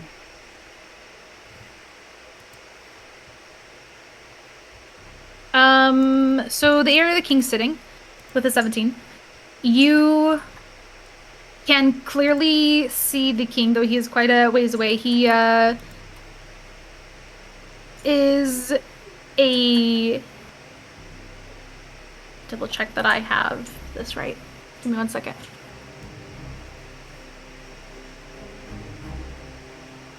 He is a tiefling. You recognize the area he's in. There is like a nice chair that he's sitting on. There's a few people with him sitting beside him. Some servants in the area. It's a pretty big box. There's like curtains. It's fancy. You also notice, faintly familiar to you, behind him is a very massive crystal that just looks so familiar. Like you just saw it. I wonder what it could be. In the ice world, you just saw this. It's crazy. Anyway. Alright.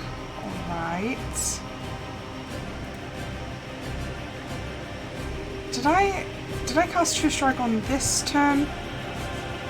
Yes. Alright, I will use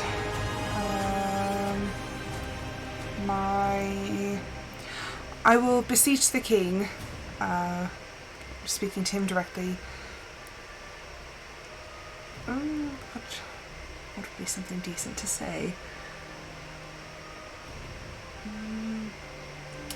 So with the drying tears and she's still kneeling down by Gale, she says, "Good king, I beg you, please end this.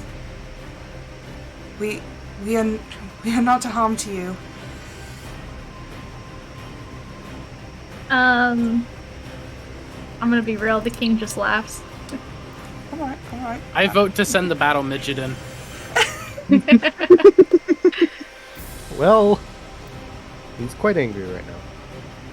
Right. As dwarves are. I do believe that shall be the end of my turn. Okay. Yumino? Hey, Rosemila.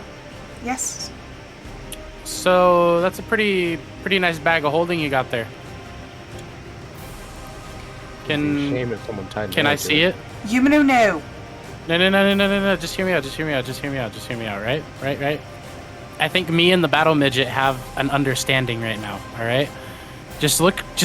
I don't know which way you're looking, but just look over to the angry ball of hate in full plate mail wielding a massive weapon right now. Okay. Do you see that monstrosity on the side of the wall right there? I do. Let me just, I'm going to take the bag and I'm going to put the ball of hate in it. Okay. Now this is more powerful than any spell that we can cast right now. Lockery is still in this bag. Okay. We take Lockery out. We take him out, okay? And then I put the ball of hate in it, and then I launch it at the king, okay? Or honestly, hear me out. Because I'm the only one with an arrow, like a bow and arrow, and I'm the only one that can provide support from over here, the arena has to be drained at some point, right? They're not just gonna have a big old like vat filled with oil. At some point, it's got to drain, so I can stay on the wall, okay? I send you three over there, okay? As soon as you're over there, you pull the rope and get out, and then you fucking annihilate everybody, and we're home free, right? Or you hold them hostage and you make them give us what we want. That's more powerful than any spell we can cast. I mean, think about it. 3-person instant delivery across this. You know, I cannot fight. And there are guards. This is the king. Okay, so I keep you back here and you cast Fireball. And risk burning the entire arena. I don't see a better point right now, honestly. It's either get flooded by oil or we attempt this. I say if the stranger is willing, we put the stranger in the bag and try to send him over. He is our best bet. Gale is down. I cannot fight. Lockery is unconscious, for God's sake. Alright, bet. So I take the bag, and then I dash over, so 5, 10, 15, 20, 25, 30, 35, 40, 45. Hey, what's up, you little ball of hate? Alright, so I got this bag, right? Yeah, I'm still not up the wall. I'm one step from the top. Just No, I know.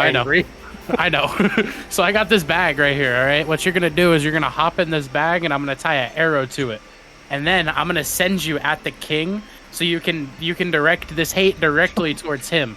But we don't need to kill him right away, okay? So I get that you want to, like, beat the shit out of him and, like, beat the shit out of everybody around you. But just, like, break his leg and maybe a few ribs, but don't kill him, all right? In return, I'll give you half of this magic ice dragon chunk.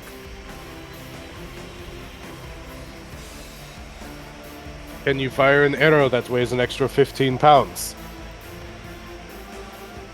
I hit an ice dragon in the neck from 65 feet away, and it nailed him right into a spot that was hit with other teammates. I'm pretty sure I could nail an arrow into a, 45-foot wide area, at least somewhere.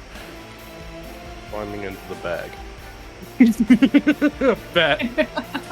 All right, so I just can I reach my hand down? Because it's technically only 5 foot, right? Yeah. I can reach my hand down and pull him up, right? Yes, that will be your action. Okay, so then we're on top of the wall. I can't do anything this turn. I guess we just sit over here and mumble in hatred while we wait.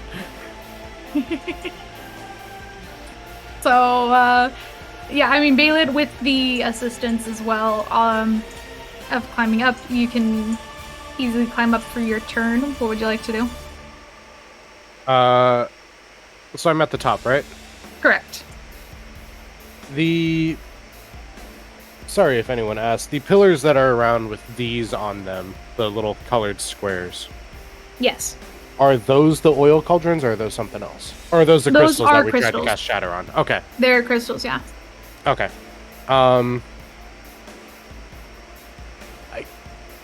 Now that we're all at the top, is there any change in the appearance of archers? Like, are they still being prepared to fire? Are they like, okay, well, they passed round 1. As you're sort of collecting you're gathering the information and whatnot, you do notice that the archers are not firing. Okay. And as you did reach the top, you hear the cheering get 10 times more excited around you.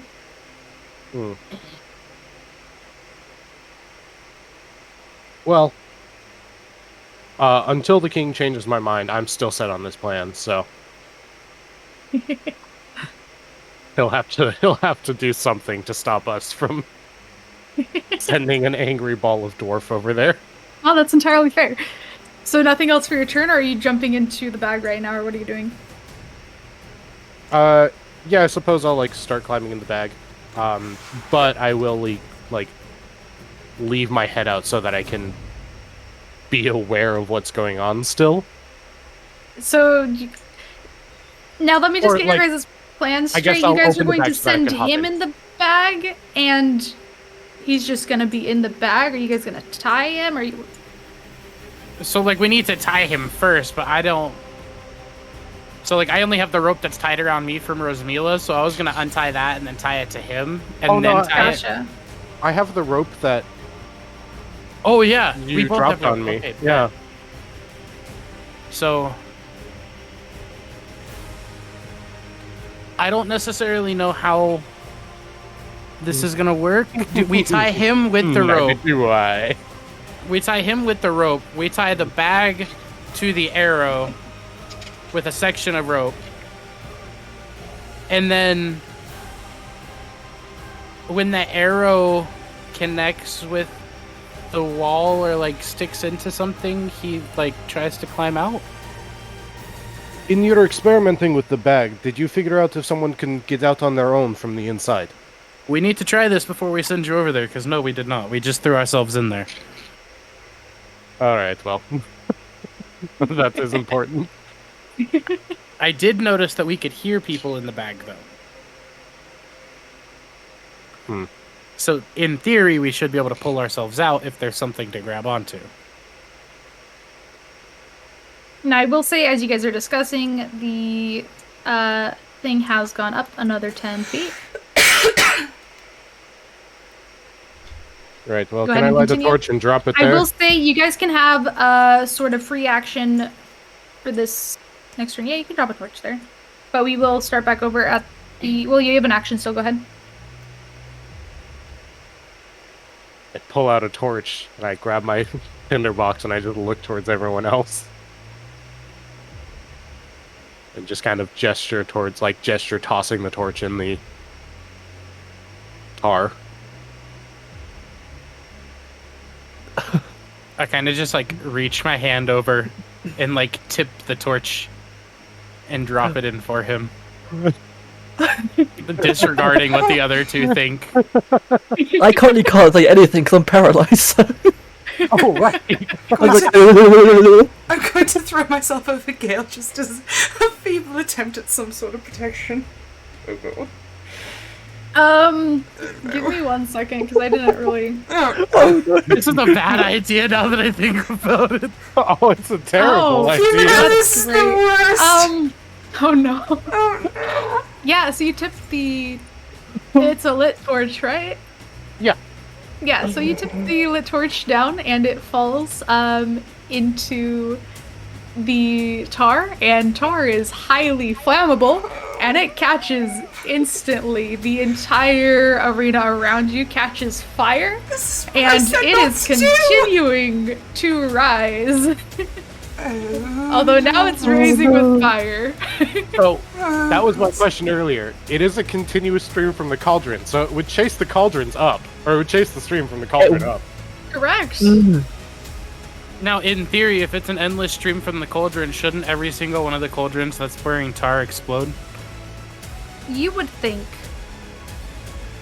What have you done? Theatrics. And I turn back towards the king. Doing my best to put on the front that was very intentional.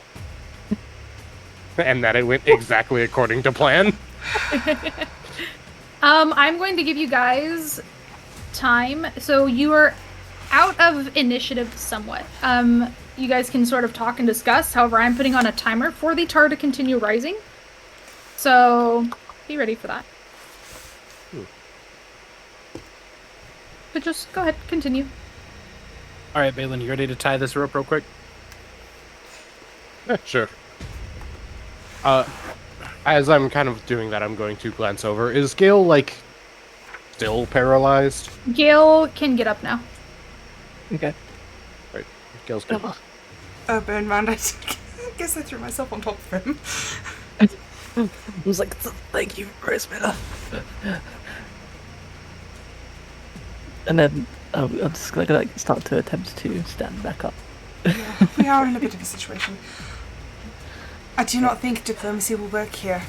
I have one final thing I might be able to do. the spectral mind. If I can move it over to the king, I can cast a spell from it.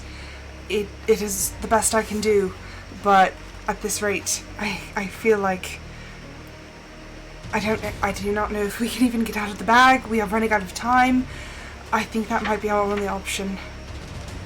Just remember, we can do this. And you. And survival checks are as well. All The of people us? holding the rope. Only the people tying the rope. Oh. But go ahead, sorry. Oh, survival check. Hold on. Natural 1. Natural 1. Let's go. Luck has not been on your side this whole day 19. on any of ours. I got a 19. Let's go. 19 is a good secure rope. So hey, Rosemila, I do have a quick question for you. Yes. Fuck, I genuinely forgot the question. Oh fuck, my mind is blanking. But let me try. It's all the fumes. Let me try the spell. Let me try. Oh yeah, hold on, Rosemila, I got these boots from the Ice Dragon fight. Can you appraise them real quick? I can try. Hold on, I can't grab my character. Something, anything, a roll. What do I need to do? An Arcana roll, I think. If you want to appraise it, I'll let you do Arcana at disadvantage if you're trying to figure out what it is. What is disadvantage? That means you roll twice and you take the lower number. Alright. Alright, Gail, while she's doing that, tie this rope to yourself real quick. Yeah, we'll do that. Go ahead and make a survival check. 17 would be the lowest. 17 is the lowest. Okay, Yes. so as you are struggling to tie the rope, as you are trying to quickly appraise the boots, That's the 24. tar reaches. Go ahead. That's 24. 24. Okay, yeah, you get the rope super secure then as well. The 19 and the 24. Yeah, you guys are secured in the ropes. The tar reaches the top, almost passing over the top of the stone where you guys are standing, but it stops. You guys are surrounded by heat and flames. It is hot. You are sweating, and you cannot even see where the king is at currently.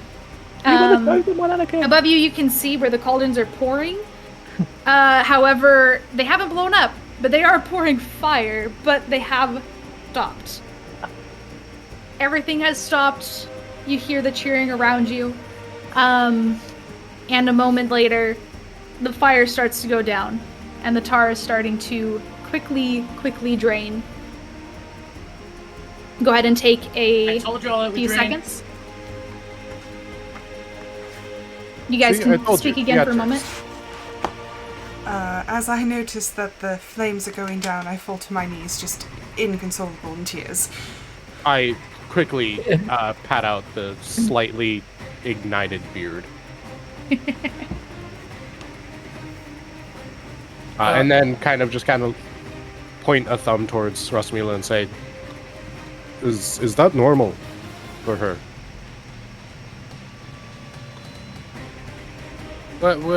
What do you mean normal for her? Just Breaking down in terms of like just it's a little fire and a couple arrows. yeah, kind of. I'm not gonna lie. But when it comes down to it, she can perform, so it's okay. Like, I mean, there was a fireball that blew the dragon's head. I mean, listen, I ain't gonna pick a fight with her. Okay. Just wanted to make sure. Anyway. No. I completely understand. All right, so try to climb out of this bag, and then I like completely close the bag over top of him while holding the rope. I try to exit the bag of holding. You try, but you are floating in space, and there What kind doesn't of look stuff like do they there have in is here? an exit. It is just space around you. It's like you are, floating in outer space, astral plane kind of thing, where it's just you're floating in nothingness. You see stars in the distance. It's very pretty, very relaxing. There's no entrance or exit to a bag. while I stretch and enjoy my muscles not having to hold myself up for a moment. And let's have everybody else make a dexterity saving throw real quick. As the wall, you guys see the tar has reached the bottom, it has cleared out, the fire has been put out, and the wall just suddenly shifts underneath you as it is starting to move down. 22? A 5. 24. 5. 8. 24? 8. Okay.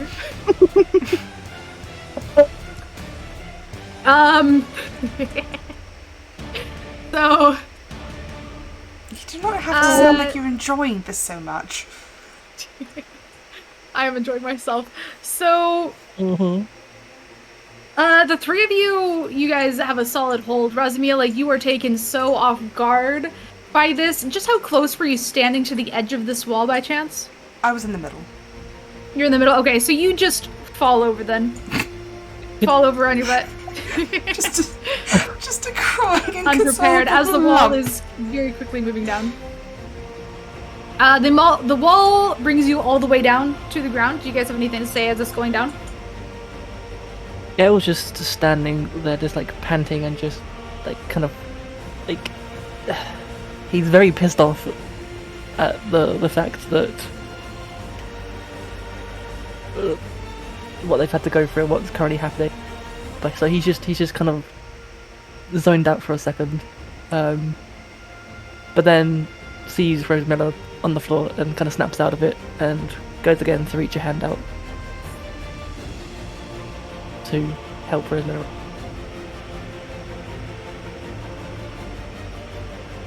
Okay. I'm gonna yank Balin back out of the bag. Okay. Yeah, you can easily yank him back out. So, I have a question, and I'm only asking this because this is theoretical. Uh-huh. If somebody is in the bag, pulling, it doesn't matter who pulls the rope. As long as the rope is connected to the person in the bag, you can pull it out, correct? Like, you don't have to be holding the bag, like, you can just pull the rope and they come out, right? No. So the way that I'm making the bag of holding work is that somebody with the intention of taking whatever is in the bag out of the bag has to be taking it out of the bag. So if somebody's pulling the rope to pull somebody out of it, then that counts as that person having the intention to take something out of the bag. But if there's something in the bag, it cannot get out of the bag. No, that's what I meant, that's what I meant. Yeah. Mm-hmm. Okay, so in theory, the plan would work then. If I launch him over there and then I pull the rope and he comes out, that would work, right? If you pull the rope with the intention of, like, taking him out of the bag tied to the rope, then with the right momentum and the luckiest rolls, yes, that could work.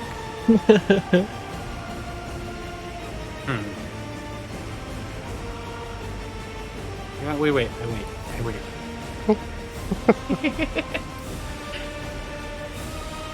Are we on the ground level again? Yeah, so as you guys reach the ground, before you get a chance to even take a step or a breath, a glowing golden circle surrounds your arms, your upper body, and your mouth. You are unable to speak, you are unable to move other than walking. And you see several tiefling guards walking out towards you. They easily reach you, and though you may try to fight them, they start guiding you back. Let me move you guys off of here really quickly. And out of the arena. Blindfolds, question mark? No, I'm just going to lift. It should be this one. And they bring you back into here.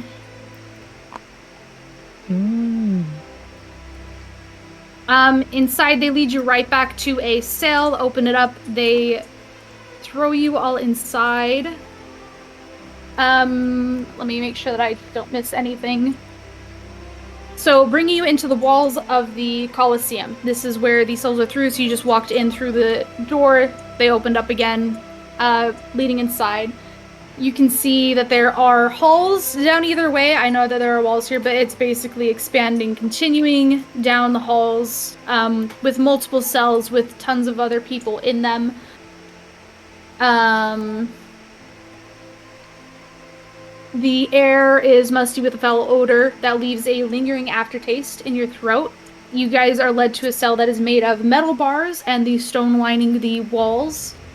And you guys are tossed inside with the door sealed shut behind you. And as you all fall to the floor, the glowing bindings around you disappear. You guys are out of initiative. You're in a cell. Screw you guys! I say to the guards as they walk away. I am going to pull myself together, go over to Gale, and try to see about pulling the arrow out of his shoulder.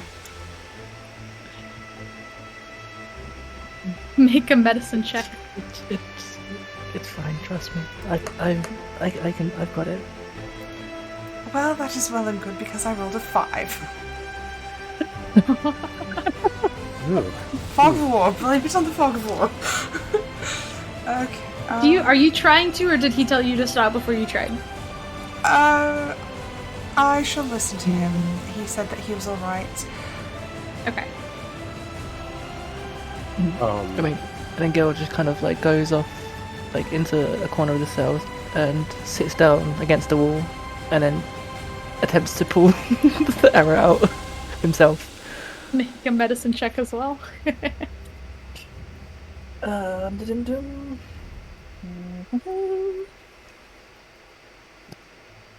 That is a 12.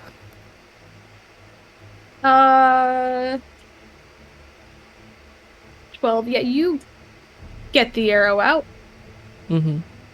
You're still injured. Yeah, that's Seen fine. a couple people worse for wear. I would like to cast Cure Wounds. I was actually about to start casting something to heal all of us. All right, all right. I'll see you go over. I'll say, save your energy. I can take care of all of us at once. Though you will have to bear with the pain for a few minutes longer. All right. Nothing I'm not used to. And I will cast Prayer of Healing to heal everyone for 17.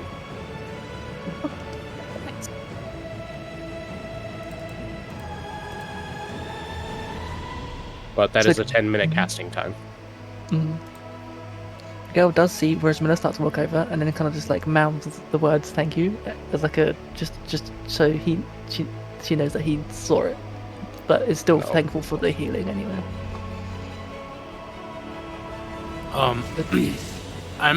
I thank them for the healing, even though I didn't take any damage, and then I go and smash all of the big bones, and I pocket any of the like small and sharp pieces. Make a survival check. Did they take our gear at all? Nope. Okay. As 8. Gale is sitting on the floor, he searches himself for it, and he just like a wellness check to see how he's and where everything else is. Before I started my 10-minute prayer of healing, what did they do with Lockery? He was out of the bag at one Lockery, point. yeah, Lockery He was was- up on the thing. They carried him in here as well. I don't know where his Okay. character model went. So but he's just he's just lying on the laying ground. down here on the ground. Yeah. on the He is cold in right here. now. Okay. Yep. Cool. Just making sure that Lockery wasn't in a bag of holding It's like for the 10 minutes that I was casting a Another- healing spell. First off, might I have my bag back? And secondly, where is Desmond? there we go. Did he not get brought in with us? He was there with us on the lake, and I do not know where he went. He was not with us. I did not see him in the arena.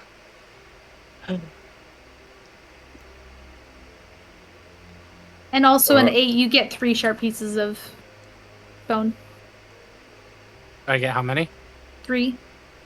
Of what? of the bone that you broke up. They're not very. You smashed them a little too well, and so you only got 3 of them.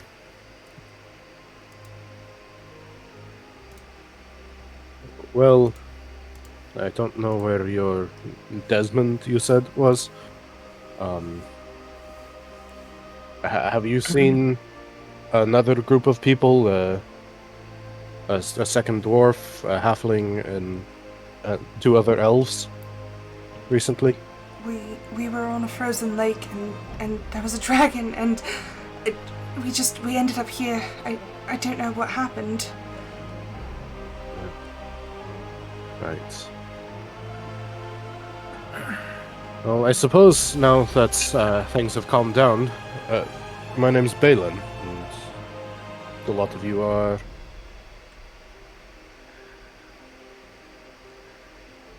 I'm kind of grumbling over at the bones because I smashed them a little too well. I'm just angry at them, so I'm cursing at the 3 pieces I have. Our friend on the floor, that is Lockery. I don't know what happened to him either. He was awake and something must have happened. I'm Rosmila. Yumino is the ranger over there, and this is Gale. It just kind of like lifts his hand up a little bit, just like an acknowledgement, but just kind of like is just rubbing his forehead, just in frustration, just trying to make sense of everything, but failing to. It just doesn't make any sense.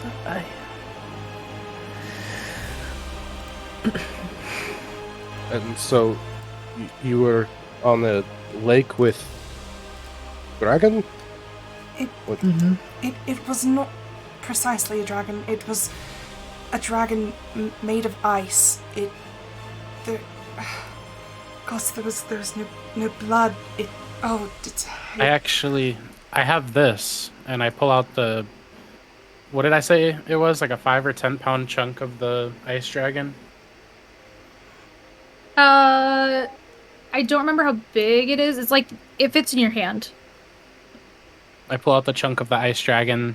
And has it melted at all while being next to the heat? Nope. Not at all. So keep in mind that this was in my pack while we were on top of the wall, and there was, fire all around us, and it hasn't melted, it hasn't changed or anything, so...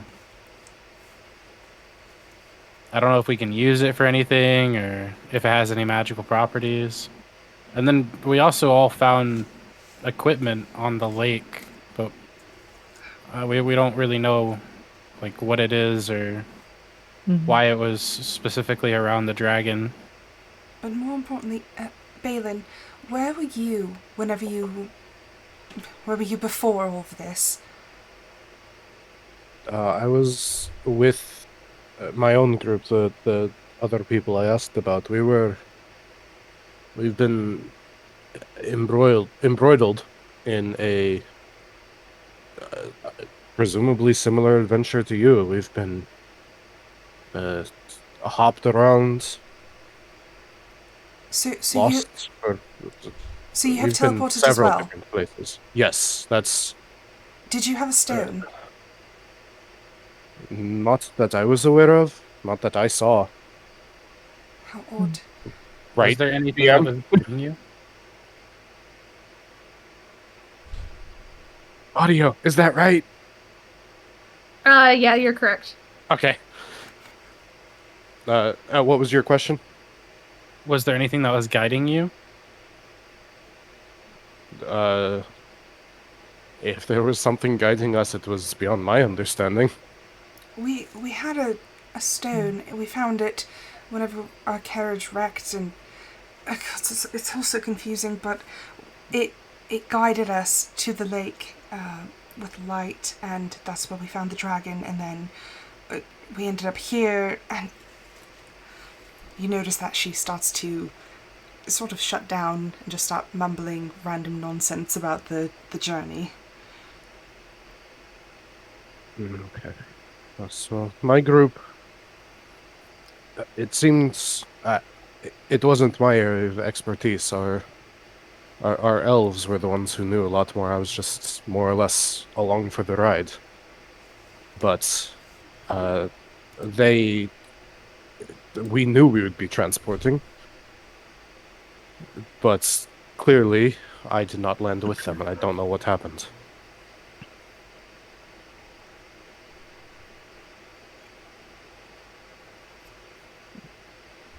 If they may have had the stone, I wasn't all too familiar with them. I was just traveling with them short term.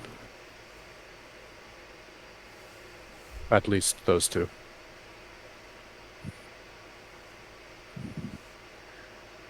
As you guys are discussing, real quick before I go into this next part, it is almost 4:30. Do you guys want to sort of end it here, or I only have a little bit left to go over for the next session, but it might take the next like 30 minutes. It's up to you guys. I'm fine either way. Yeah, I'm good to happy continue going. You guys are good to continue? Yes. Okay, cool. Okay, we'll continue then. Go ahead, Gail. Sorry. And what about this trial? It seems who would take such a sick event? And they were prepared for our arrival, it would seem. But we were part of a caravan. We are not a threat. Why us?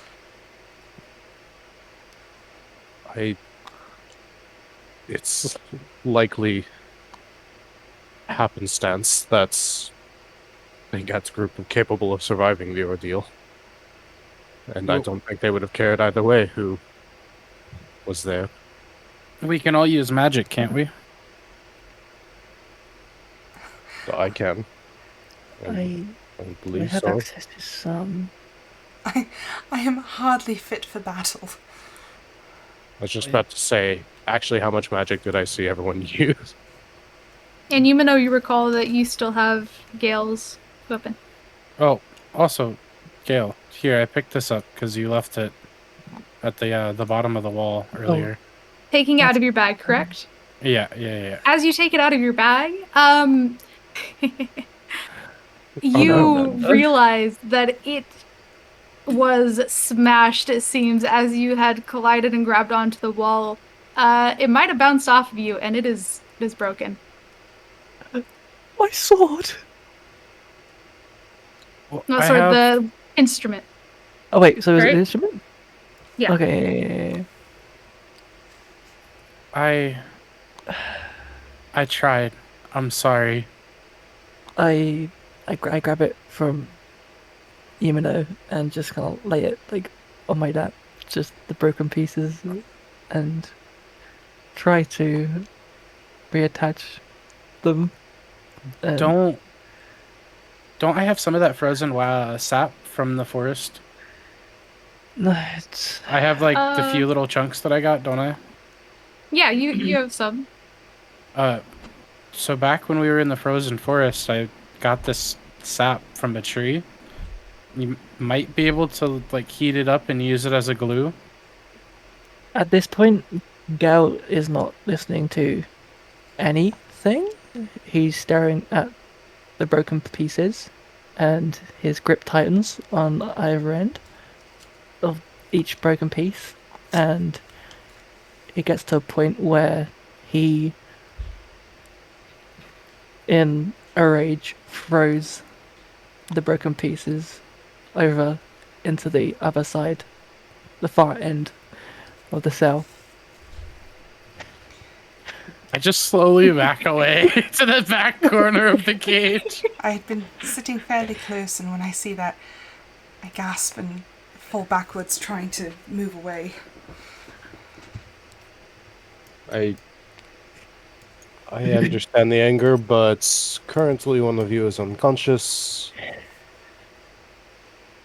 And we should see if we can do anything about that. And I will go over and see about doing anything for...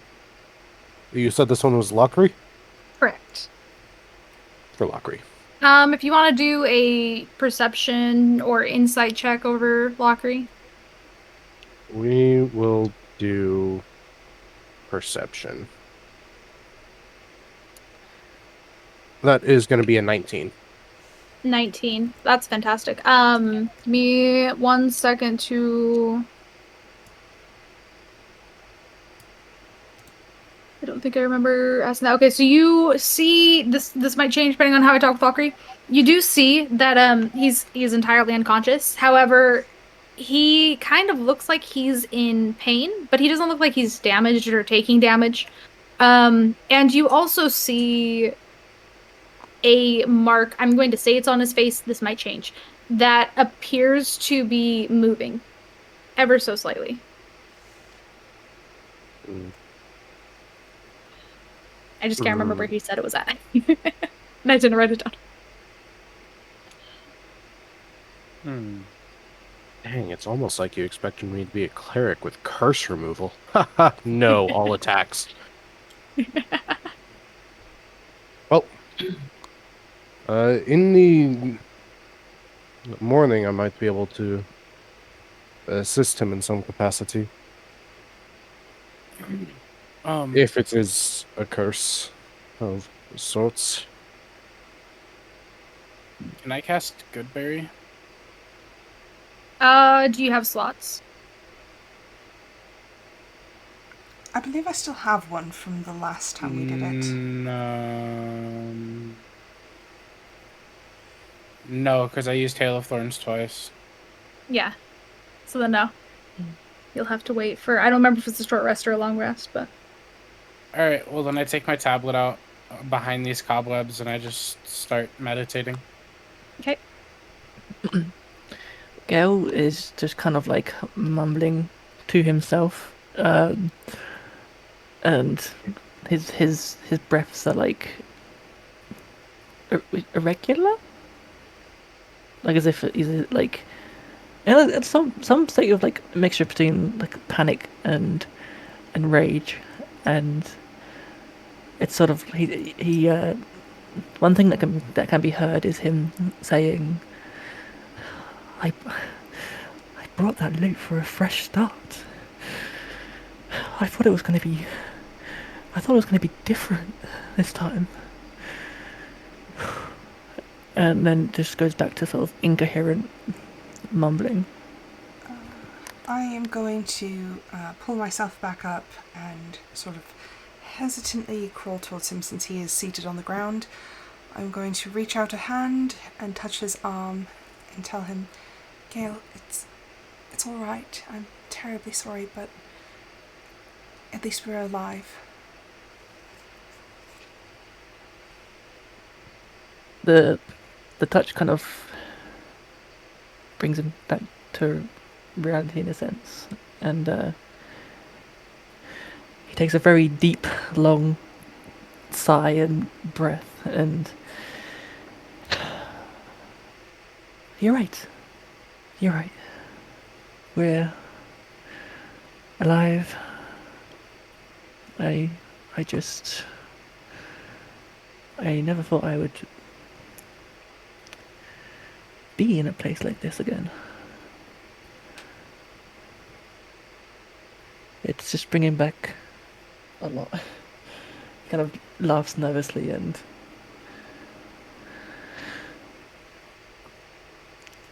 looks off into the distance as if like not trying to kind of maintain any kind of like eye contact. Right, I am going to turn and rather than try to say anything else, try to reassure him, I am going to just crawl and sit against the wall next to him just in sympathy and commiseration. And as you guys are sitting and making yourselves as comfortable as you can in a cell, you do notice the guards approaching. However, this time they seem to have other people with them as well. Another group of fighters. And they open the cell next to you, directly next to you here, and toss the people inside, giving them the same treatment. They had the same gold around them. However, they don't fall or stumble as you guys did. They seem like they've become accustomed to that sort of treatment.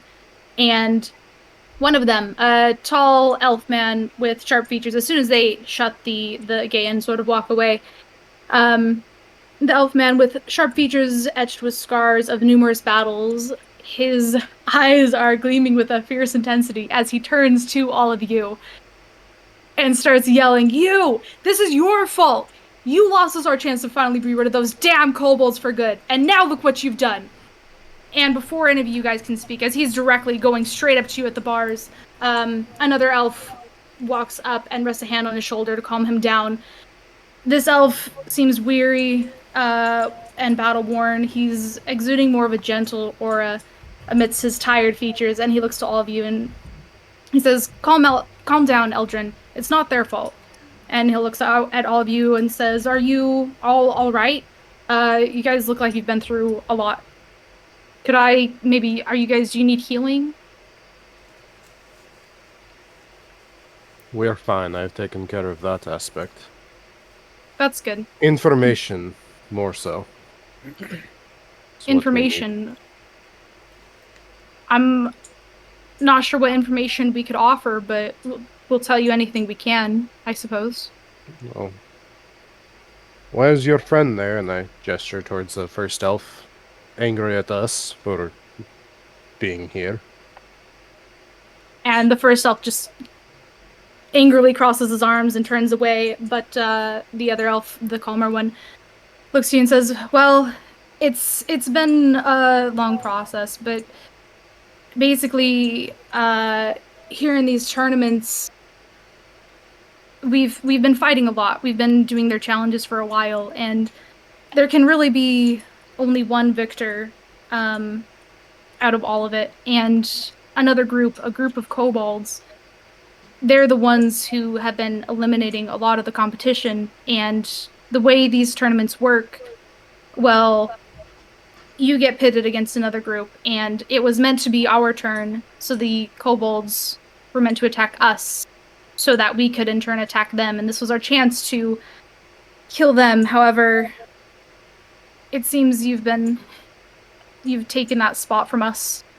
But it's fine. I'm sure we will get another chance, or perhaps you will, to try to take them out. We're just trying to survive." You said they're elves, right? Correct. Hearing this, Yumino gets up and walks over to the elves. And I still had my hood on that entire time. So I kind of I take the hood off. And I don't know if they noticed me at all. But they turn and notice you once you take your hood off. So I asked them specifically what they mean by it's our turn to fight them. Well, like I said, the competition, it basically puts one group against another, one team against another team, and whichever team is victorious goes on to continue to fight against another team. And we'd finally gotten our chance to go against the kobolds until you fought the kobolds taking our spot there. So we have a member that can't fight. What are we going to do about this? They don't care. They're going to toss him in the arena, and if you lose him, you lose him. They'll have you fight until there's only one of you left. It's cruel, and we've managed to survive, the 5 of us here, but Until there's one left. until there's none. Oh, okay. All right. Well, I'm going to go back to meditating then.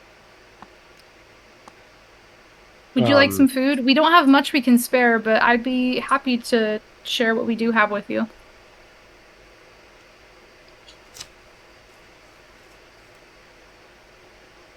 I just kind of refer to the group for this one. We have rations, thank you. And where did you all come from? Well, no, I guess that's crazy. Never mind. I won't bother you throughout the night. Well, And he's gonna kind of turn away. It is quite a long and complicated story. I don't even think we're from this world. I'm not entirely sure where we are. We came from a land called Aprana, and this is like nothing we've seen before. So, did you find a stone too? We did. He'll turn back intrigued. Gal It'll looks look up. something like this, and he'll take out a stone, and though it's purple, unlike your guys' red one, it does look familiar. Yes, we found something quite similar, although I believe we left it in the arena.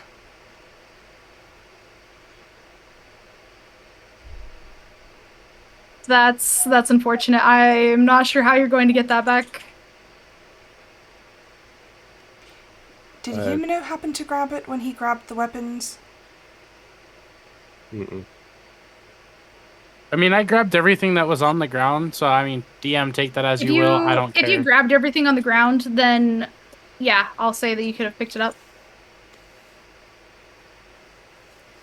So Yumino, you do have the stone. Let me search my bag. Yeah, this shiny glimmery thing right here. Yep. And then I throw it into the middle of the room and go back to meditating. Shatters when it hits the floor. Oh no, that stone's been through some shit. Trust me. We put it onto the end of an arrow and shot it like 60 feet into the middle of a frozen lake. Oh, all right, cool. Gal gets up and goes to pick the stone up, and then walks over to the people. bars. I don't Yeah, have people. models for them. Sorry. That's fine. This was what we found.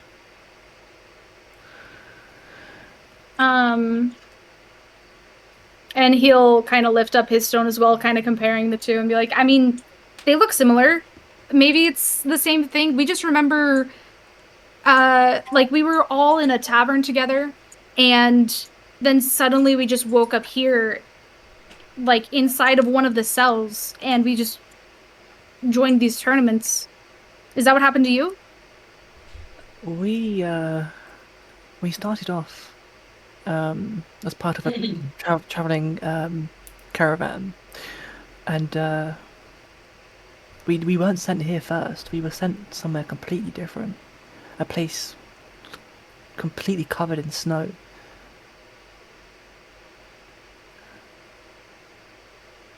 That, I mean, where we're from, there's some snow, but I don't know. It doesn't sound familiar. Where we're from, it's quite foresty. We're from a place called Uclaria. Are you familiar with that at all? Are we familiar with that at all? Make a history check. 8.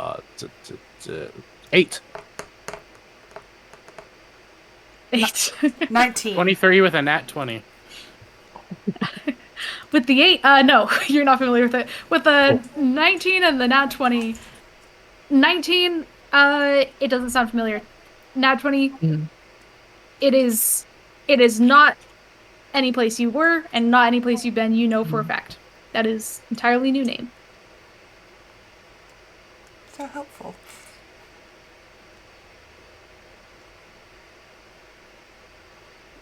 No, I'm not familiar with that.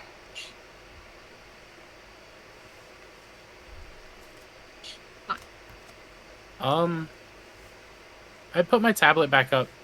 I don't know how long I meditated for. I'll meditate the rest of the time later. Their elves are still here, right? Yeah. So Yeah. I take the chunk of ice out and I ask both of them Yumino, if they have they're like. over here. They're in the Wait, cell oh, they're next over to- here. Yes. Okay, sorry, here I'll do a dot. No, you're good. You're good. There's like one there, one over here. The pointiest dot I've ever seen.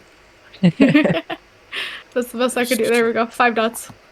I ask any of them if they can detect magic or like appraise something.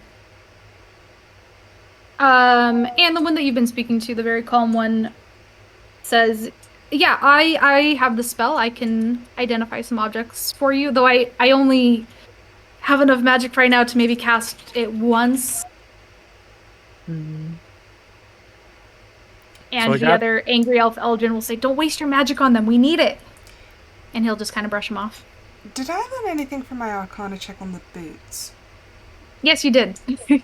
And now that you remembered and hearing the subject brought up, you recall that I didn't pull up any of the information for the items you guys have. Give me 1 second to open my homebrew stuff. We go straight meta for this. I'll look towards the angry elf that said, "Don't waste your magic. We may need it."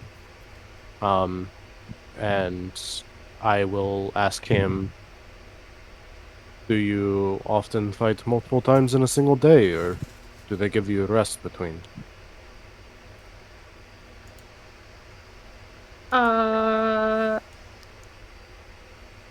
Sent the information to the boost to you, Rose. Say that one more time for me.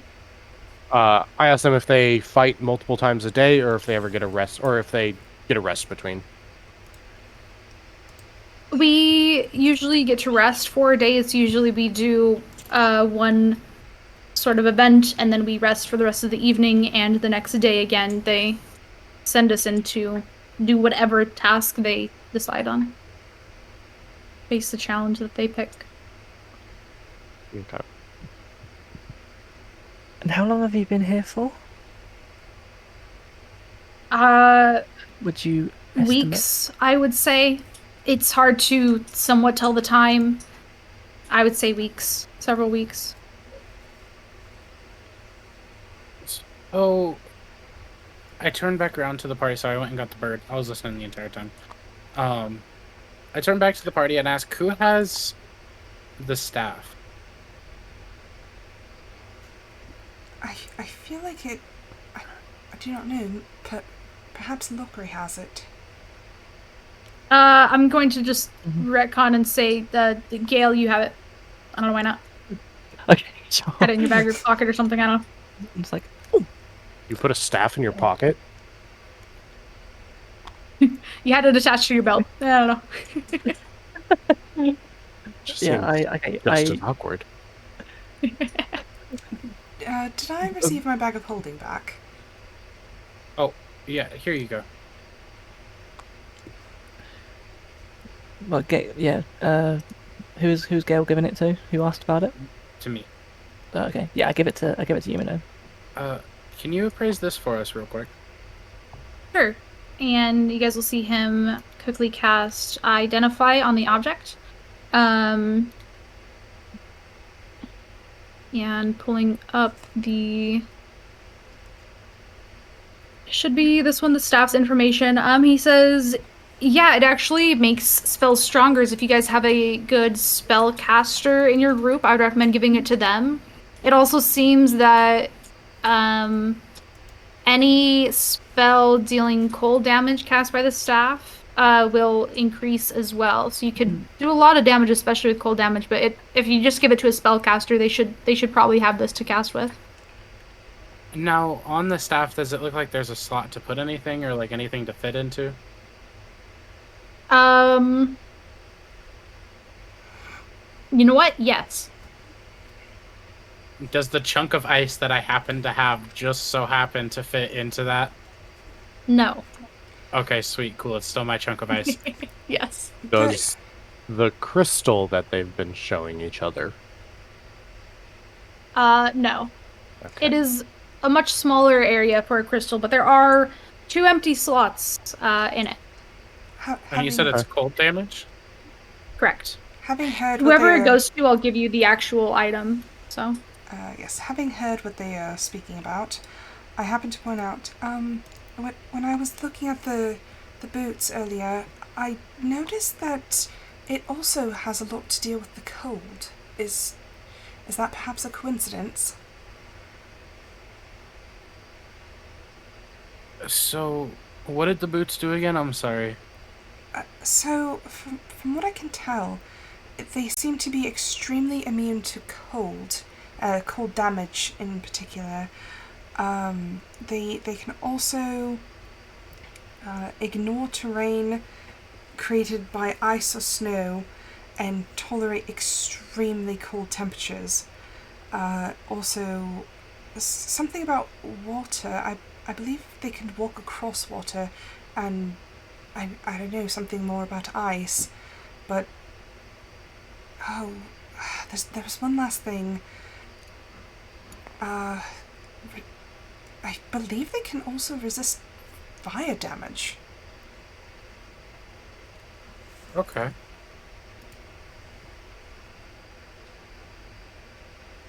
And then thank you for appraising that. Thank you very much for appraising that. Of course, no problem. You might want to appraise the stuff that you got as well. And then I hand the staff back to Gale. What? There was a book. Who happens to have the book? I think who picked up the book? I picked up a journal. Okay, yeah, that one's yours then. I've got all the stuff apparently. I just know that Desmond picked up quite a few of the items, and he doesn't have those. Yeah. So. I Retcon giving them to someone else. I take the book out and head over to Rose Miller. And hand it to her. Thank you, Gale. Gale smiles. I cracked Go ahead and open do the a book. Arcana check at disadvantage.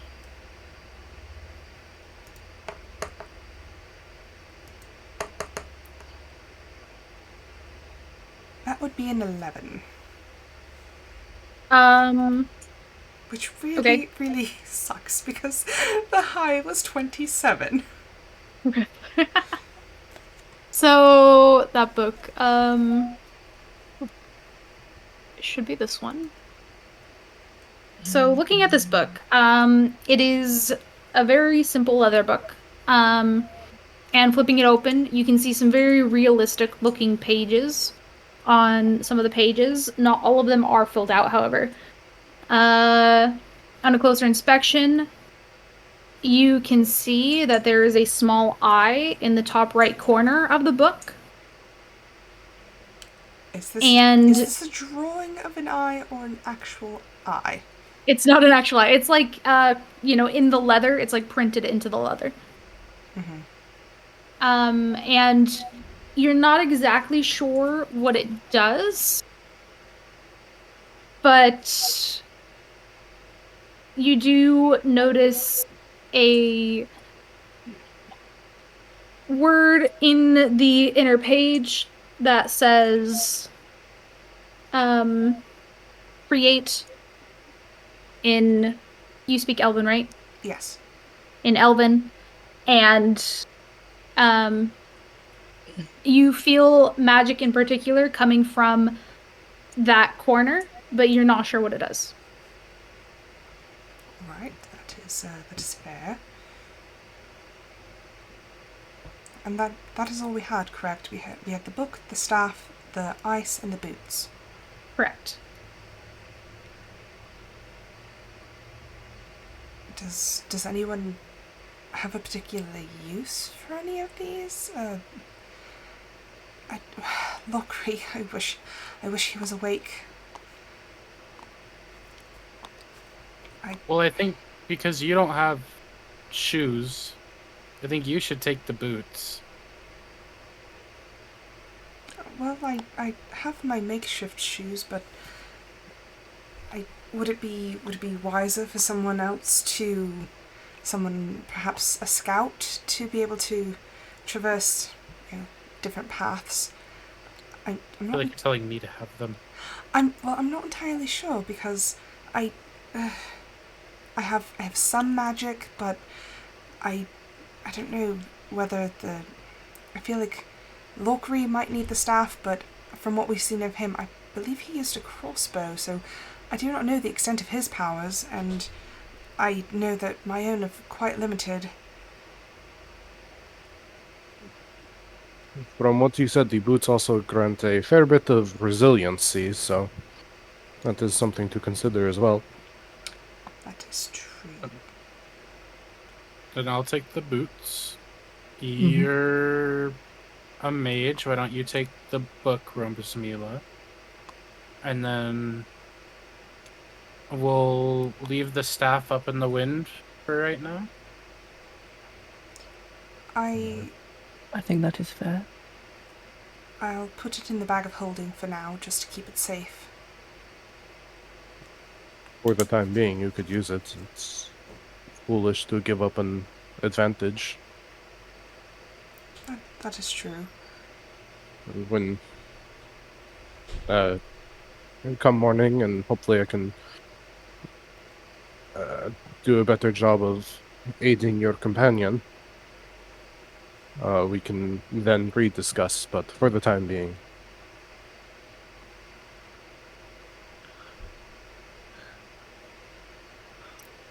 Gale, That sounds smart. Gale, do you have any particular feelings about any of these items? Not in particular. Believe it or not, one thing I remembered is that I actually have a natural resistance to cold, believe it or not. Oh. So the boots would not do as much for me as, say, Yumino or anyone else, to be honest. And again, with the staff, I do not believe the arsenal I have is enough to warrant using it, and feel like it would be better suited for someone else. So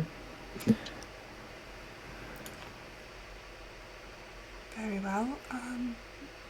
What of this book? I hand it back. Do you notice anything? can I try to notice something? Yeah. Do you want to make an Arcana check with disadvantage? For this one, being more aware of what's going on, I will say a quick prayer for guidance, and you can add a d4 to your roll. Okay. Okay, so that's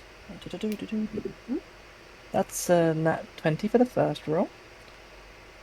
Nice. Disadvantage would be it's 23 without using the d4. So It only lasts for this roll. It's not like inspiration, so there's no reason not to. like I'll use it. That was 2. So what did I say? It was 19. You said 23. Okay, so that's 25 total. Okay. Yeah. So you notice all the same things, and you also notice that, or you realize that the magic in the corner of the eye is creating the images on the paper, and these images are not just random paintings, they are sort of like photos, as if it's like a recap of all these locations that whoever had this journal before had been collecting. You see, like, there's maps of entire worlds, several of them. There's smaller maps of towns, and you even recognize one of the maps as the place you were before. You can even see where the town was at, where the ice in the icy world was at. And you can see where the crystal and the dragon had been. And that is the last image, about a quarter of the way through the book. You also know that if you tear out a page, a new one will grow back and that page will be destroyed.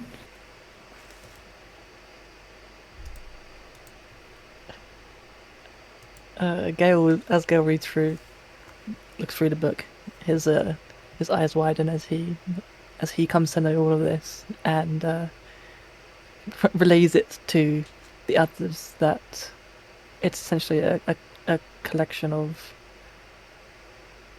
like maps and places, especially the place we've just been. I relay that to the others. Oh, and I think I should add, you know that by touching the eye to something, you can create that image in the book as well.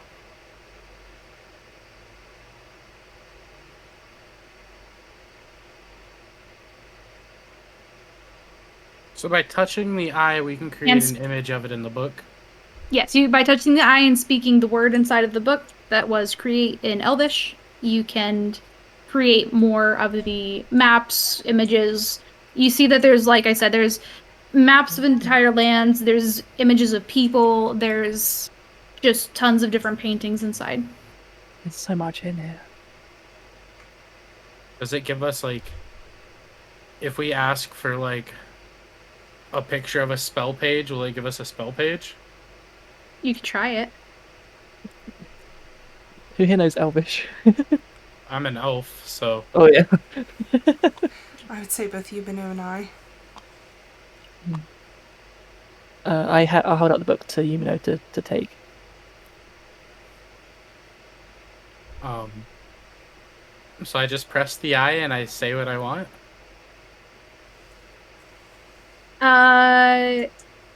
You press the eye and you say the word, thinking what you want. So I press the eye, saying the word overgrowth while thinking of a spell page. Do I need to roll? No, because it doesn't work. Okay. You need to say create in Elvish. Oh, okay. So I retry this and I press the eye while saying create. And it does not work. So it doesn't look like we can produce, like, spell pages. Maybe just images of things? I do not know. You can try again.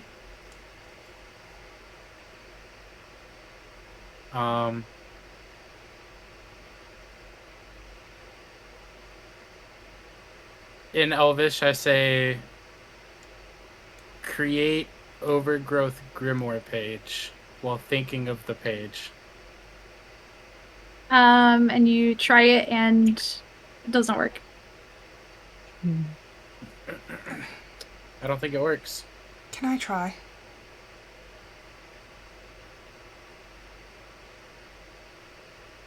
Are you trying to create a spell page as well? No. I would like to see if I can generate maybe another map of a prana. Okay. So you try it, and it doesn't work. Yumino, do you have the stone still? Yeah. I hand him the stone. Could you say the word create while I put the stone onto the eye? Yeah. Create. And I touch the stone to the eye. And as Yumino says, create, and you're touching the stone to the eye.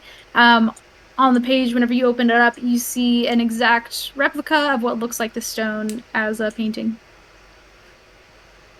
So it's something you touch to the eye, which makes a copy essentially in the book. Yes. I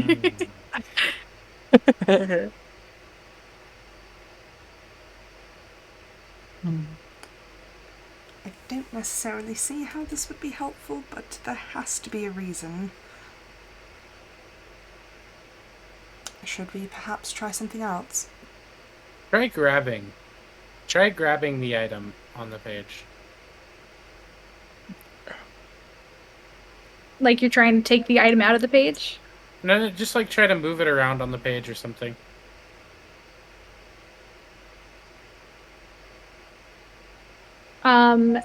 As you try, if anybody's trying to move it, I have a cat. It does not work. It is a painting. It is flat on there. Okay. I assume it's just a backup of like.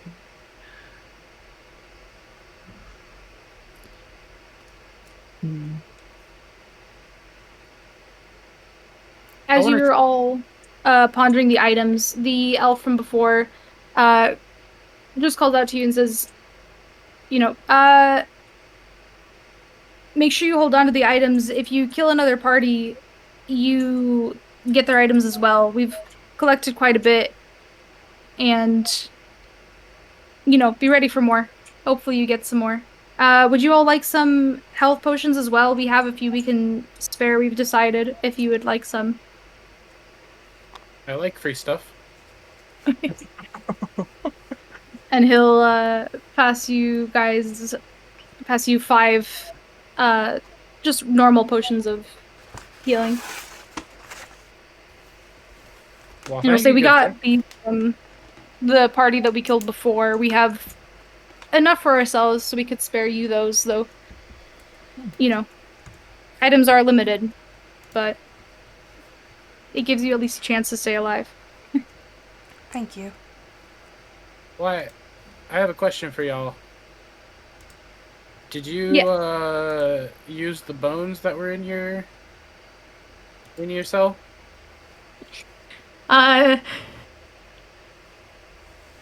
He looks at you kind of quizzically and says, "No, we haven't used the bones."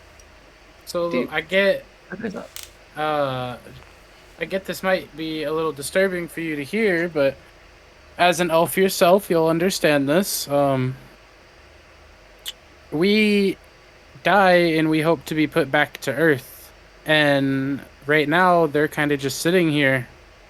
So why don't you break the bones up and give me the shards, and I can use them, and I can return them back to where they came from the proper way, but in a roundabout way as well, instead of them just sitting in the cage rotting.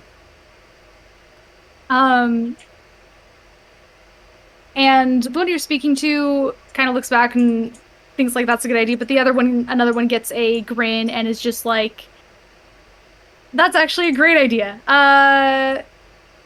And she smashes the bones, but she takes the pieces for herself. Damn it! Fuck! God, Thanks for the idea. I mean, we are competing after all. Okay. So the price for the idea is one of the shards, just one. Make a persuasion check. If I get a nat 20, can I have all of the shards? Maybe. I got a 17. 17. Oh. She'll step up to you and say, "You know what? You're charming, sure," and she'll, flick a shard over to you. Catch. Does he catch it? I catch it. Do I have an elf hitting on me? An enemy elf hitting on me? And she'll say, "I hope we don't have to end up fighting you. That would be a real shame. You guys are some of the nicest people I think we've actually had to compete with." I want to flirt with her, but I don't want to flirt with her. I want to add a new party companion. Has anyone ever tried to escape from these cells before? From the cells, that's a bad idea, she's saying to you. They put the magic around it, just like the magic that's on the crystals. If you try to go out, you are going to get hurt, badly. We've already tried, believe me. Yeah. The only way out of here is the crystal behind the king. At least that's what we assume. That's our best guess. Interesting. Have you guys ever tried to get to the king? The angry one turning to you guys, he's no longer that mad. He'll say, there's only one way to get to the king, and that's to win the tournament. The winner of the tournament will be given the title of champion and bestowed it directly in front of the king. And we think that if we can win, then we can get close enough to the crystal, and our plan is to destroy it. We had Reuven here, the sorcerer you guys were talking to before, we had him identify the crystal as best as we could, and we've gotten some information on it. We actually got something off of it, and we're thinking that if we manage to destroy it, that it'll send us back to our home. And he'll say, Ruben, show them the paper that they made, and so he will bring out this and Now show I it have, to you guys. while he's handing this to us, I have a wild question. Have we ever just tried to tell the king that we want to challenge him for his kingship?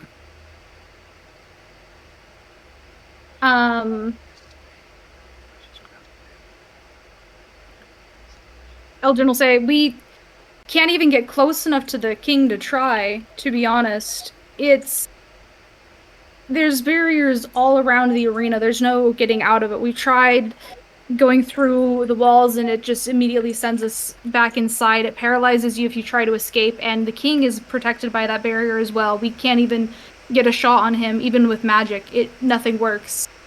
The only way to get to him is to win, basically. So that's what we're trying to do. That's what we'll be doing against you too, but what are you gonna do? It's one of us. We wished you the best of luck, of course, in succeeding, but it's the only way we could find. Okay. And then, what do you think would happen if we launched this ball of hate directly at the king? This ball of hate? I'm sitting there finding a tiny bone shard to pick my teeth.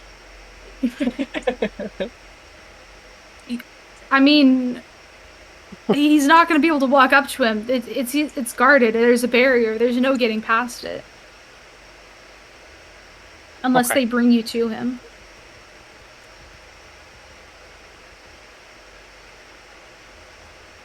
Oh. So, how much trouble would I get in if I just started yelling for the guards to come here? They'll just ignore you. Those kobolds are the loudest out of anybody, and they've never cared. Were the kobolds who we were against?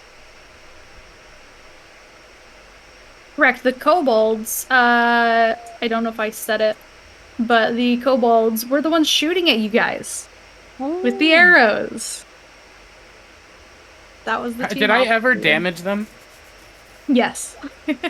So will they be damaged going into next round? No. Motherfucker. Did I get close to killing one? No. Damn. You know what? I distracted them enough that they stopped shooting at us for a bit. I'm fine with that. Mm-hmm. But if you guys are going to be competing against the kobolds, so if you are able to, kill them, like I said, they are the biggest threat in here. They are the biggest competitors, and there's a chance that we may not even be able to fight them. They are some of the strongest competitors here, as surprising as it may sound for them being kobolds. But hopefully you guys can do it. I don't know if you'll be paired against them in the next round, but hopefully maybe they'll switch us back. Maybe we'll get our chance. We'll just have to wait and see.